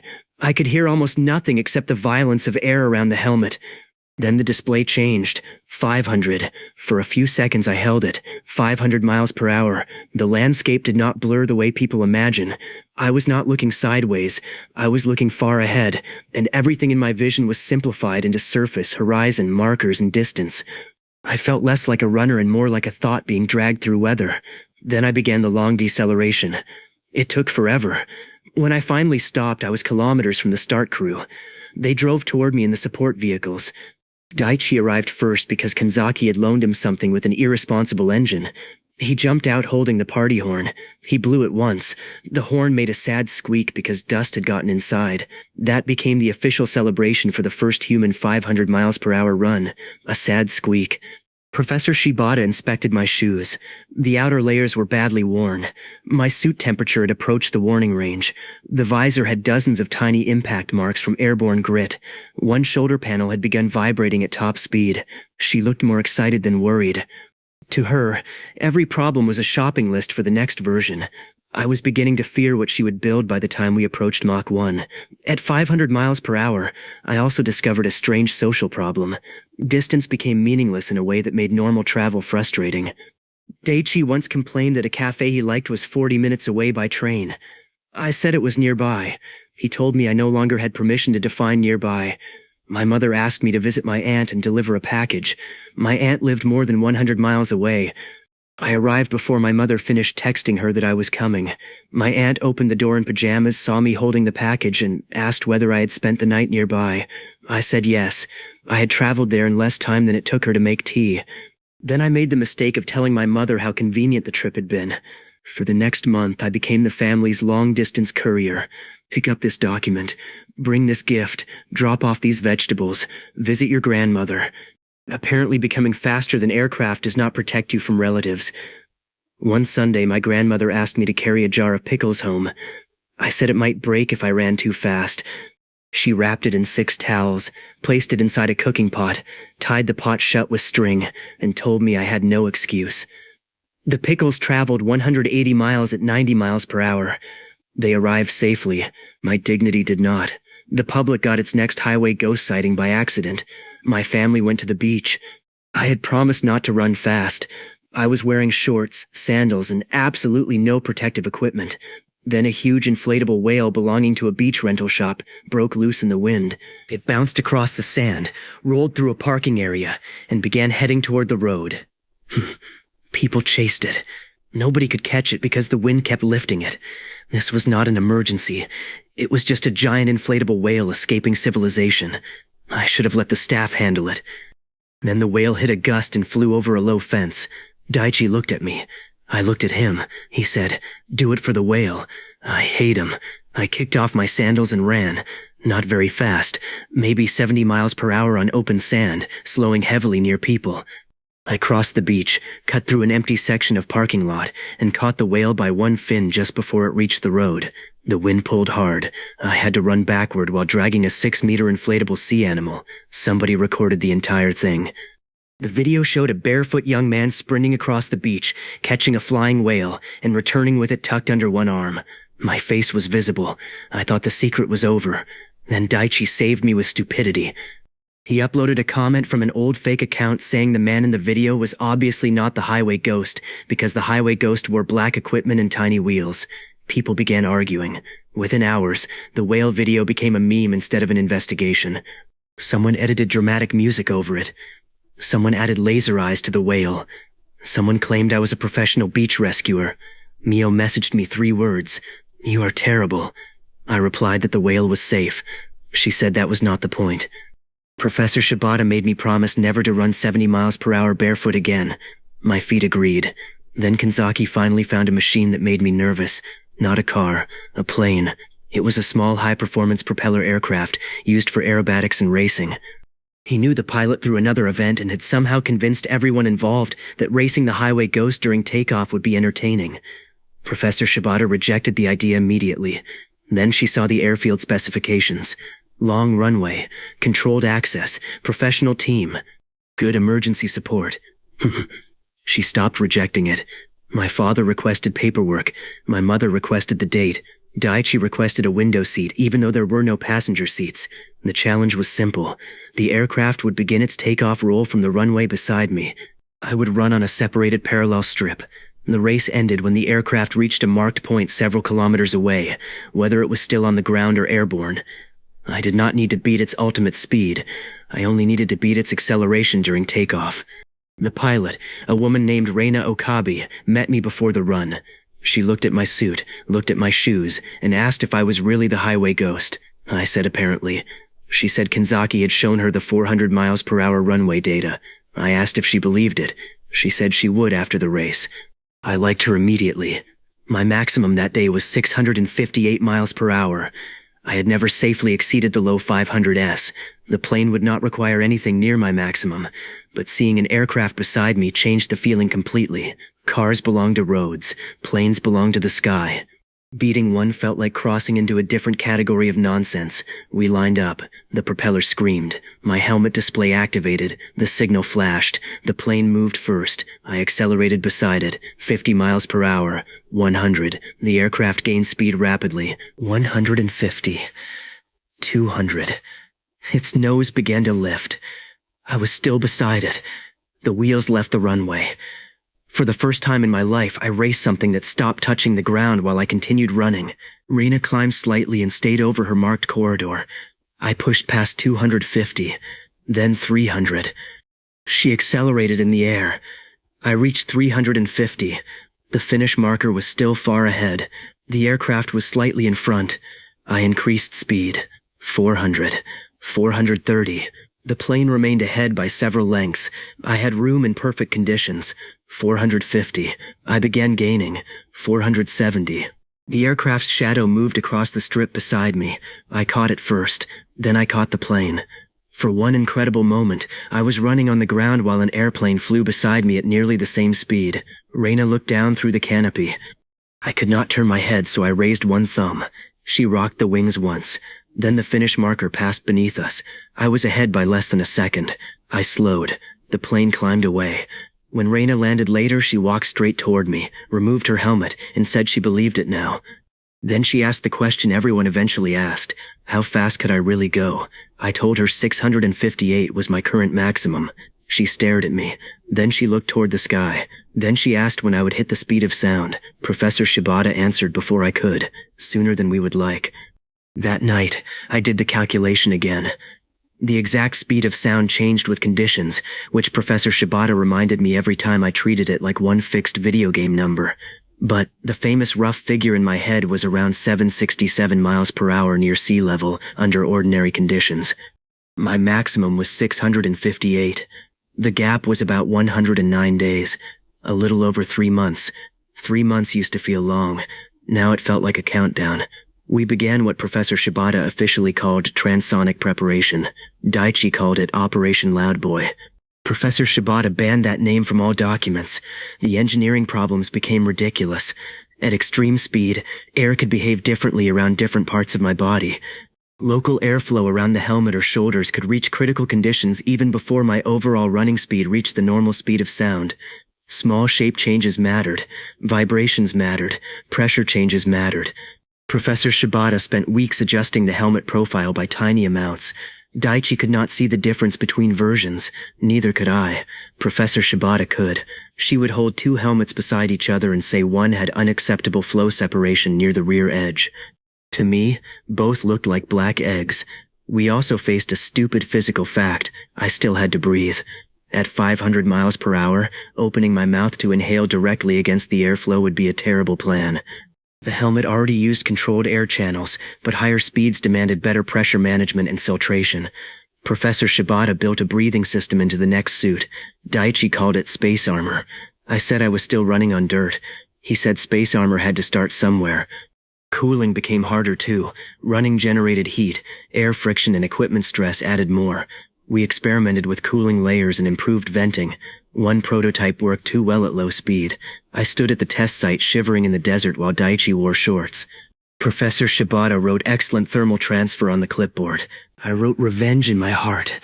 My maximum crossed 680, then 700. Seeing 700 above my bed at midnight made me sit up and stare. 700 miles per hour.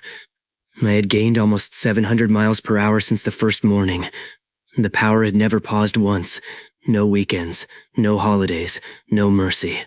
My safe speed was now above 550 under ideal conditions, but Professor Shibata slowed our progression deliberately. She cared less about reaching 600 than understanding what happened around 570, 580 and beyond. The closer we approached transonic territory, the less she liked surprises. I liked surprises even less. One test at 571 miles per hour taught me why.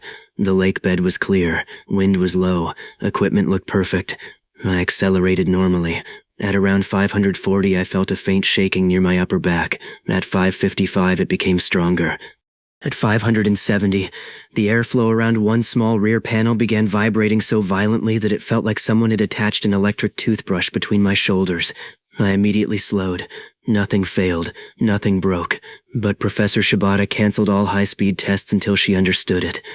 She spent 3 days in simulation and another 2 modifying the panel. Daichi said we had nearly discovered the world's fastest back massager. She ignored him. The next design removed the vibration completely. That was how progress worked now, not dramatic leaps. Tiny problems at ridiculous speeds. A seam fluttered. Fix it. A visor temperature rose too quickly. Fix it. A shoe layer wore unevenly. Fix it. A sensor gave noisy data because the air pressure around it changed. Fix it. Every 10 miles per hour required more work than the first 100 combined. And every midnight, the maximum continued without waiting for engineering. 710, 720, 730. At 730, Daichi brought me another cake. This one had a tiny fondant airplane on top. My mother asked why. He said because planes were now prey. Ren Akiyama sent him an angry message after seeing the photo. At 735, Mio came to the lake bed to film private training footage for our own archive. She had become the only person I trusted to record without posting anything. She stood behind the safety line with a long lens camera and watched me complete a 580 miles per hour test. When I returned, she was quiet. I asked what was wrong. She said nothing was wrong. She had just realized the videos online did not show what it actually looked like. I asked what she meant. She said online, I looked like a special effect. In person, I looked impossible. I did not know whether that was a compliment. Daiichi said it definitely was. Mio then asked whether I ever planned to reveal myself publicly.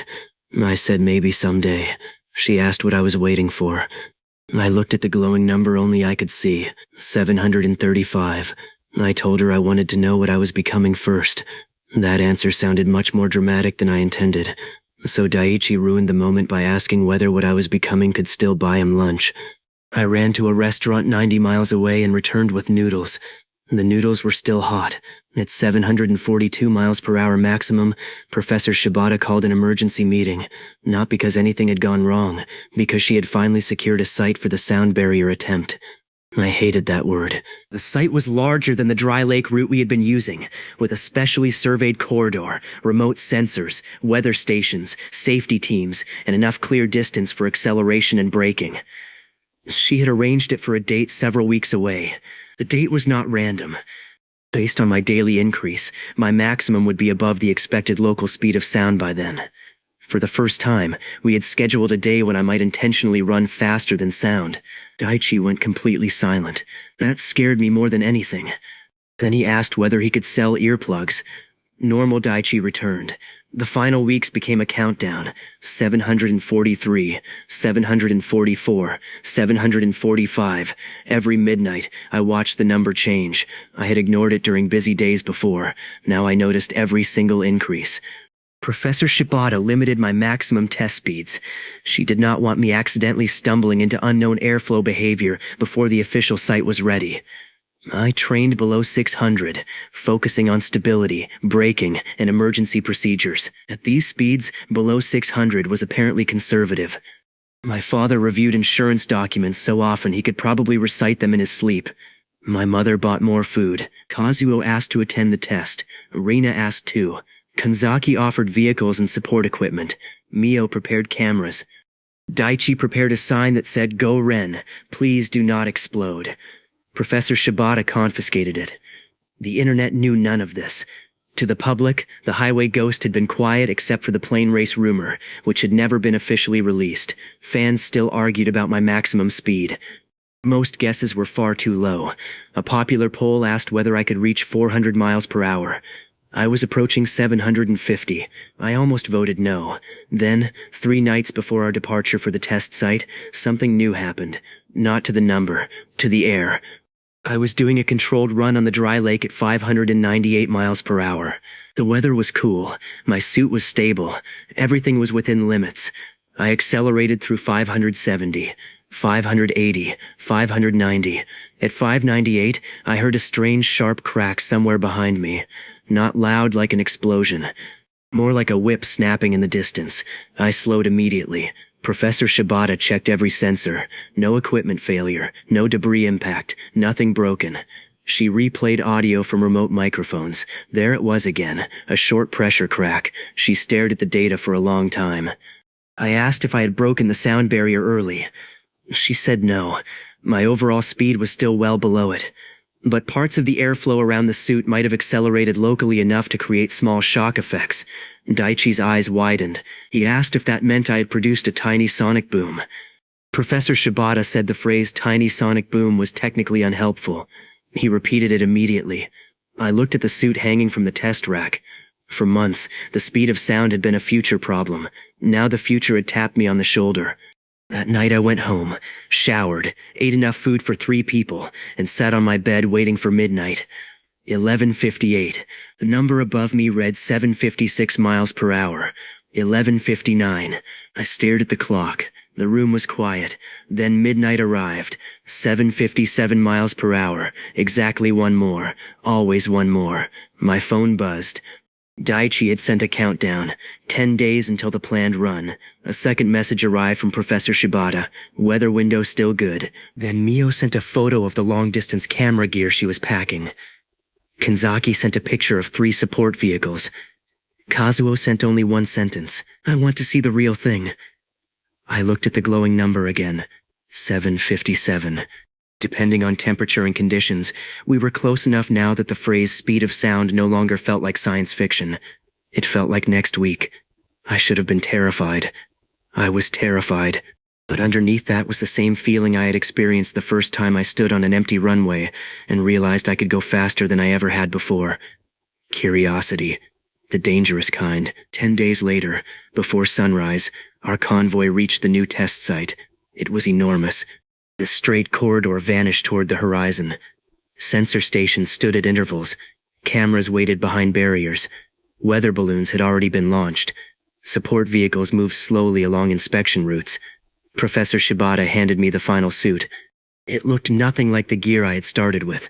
Smooth helmet, reinforced body panels, cooling system, breathing channels, sensors, replaceable heat-resistant shoe layers. Everything we had learned from hundreds of days of failure, bruises, shredded souls, bad turns, insects, gravel, and terrible decisions was built into it. Daichi stood beside the van holding a new sign. This one said "Run Good." Professor Shibata allowed it. My parents were there. Mio was there. Kazuo was there with binoculars. Kanzaki was there with enough equipment to make it look like a racing team had invaded a science experiment. Reina stood near the weather station, watching the wind. I checked the number. 767 miles per hour. Exactly. I laughed. Of course it would be 767. Daichi asked what was funny. I told him the number. His smile disappeared. Professor Shibata heard and immediately checked local conditions again. She reminded everyone that the actual sound barrier for the morning was not guaranteed to match the famous number in my head. Then she looked at me. She asked how I felt. I said hungry. My mother handed me a rice ball. I ate it. Then I put on the helmet. The world became quieter. The display lit up. Systems normal. Course clear. Wind acceptable. I walked to the starting mark. Everyone else moved behind the safety line. For almost 2 years, I had lived 1 mile per hour at a time. At first, 20 miles per hour had felt fast. Then 40 became dangerous. Then 70 felt impossible. Then 100 became training. I had raced a sports car, a supercar, a high-speed train, a motorcycle, a custom land machine, and an airplane. I had been hit by tennis balls, bugs, gravel, and my mother's disappointment. I had invented a fake Canadian relative, captured a flying whale, terrorized 2 thieves through a supermarket, destroyed a treadmill, and spent more money on shoes than any reasonable person should admit. And now I stood at the edge of a line that humans normally crossed inside machines. Professor Shibata's voice came through the helmet radio. She told me not to chase the number, follow the plan, accelerate in stages, abort at any unusual vibration, heat spike, visibility issue, surface warning or instability. I confirmed. Daichi's voice broke into the channel even though he was not supposed to have transmit access. He told me that if I became faster than sound, technically I would not be able to hear him complaining from behind. Professor Shibata asked how he had gotten onto the channel. I started laughing. That helped. The tension broke. I leaned forward. The signal light turned yellow. My display showed the first target speed. Then the signal turned green. I pushed off.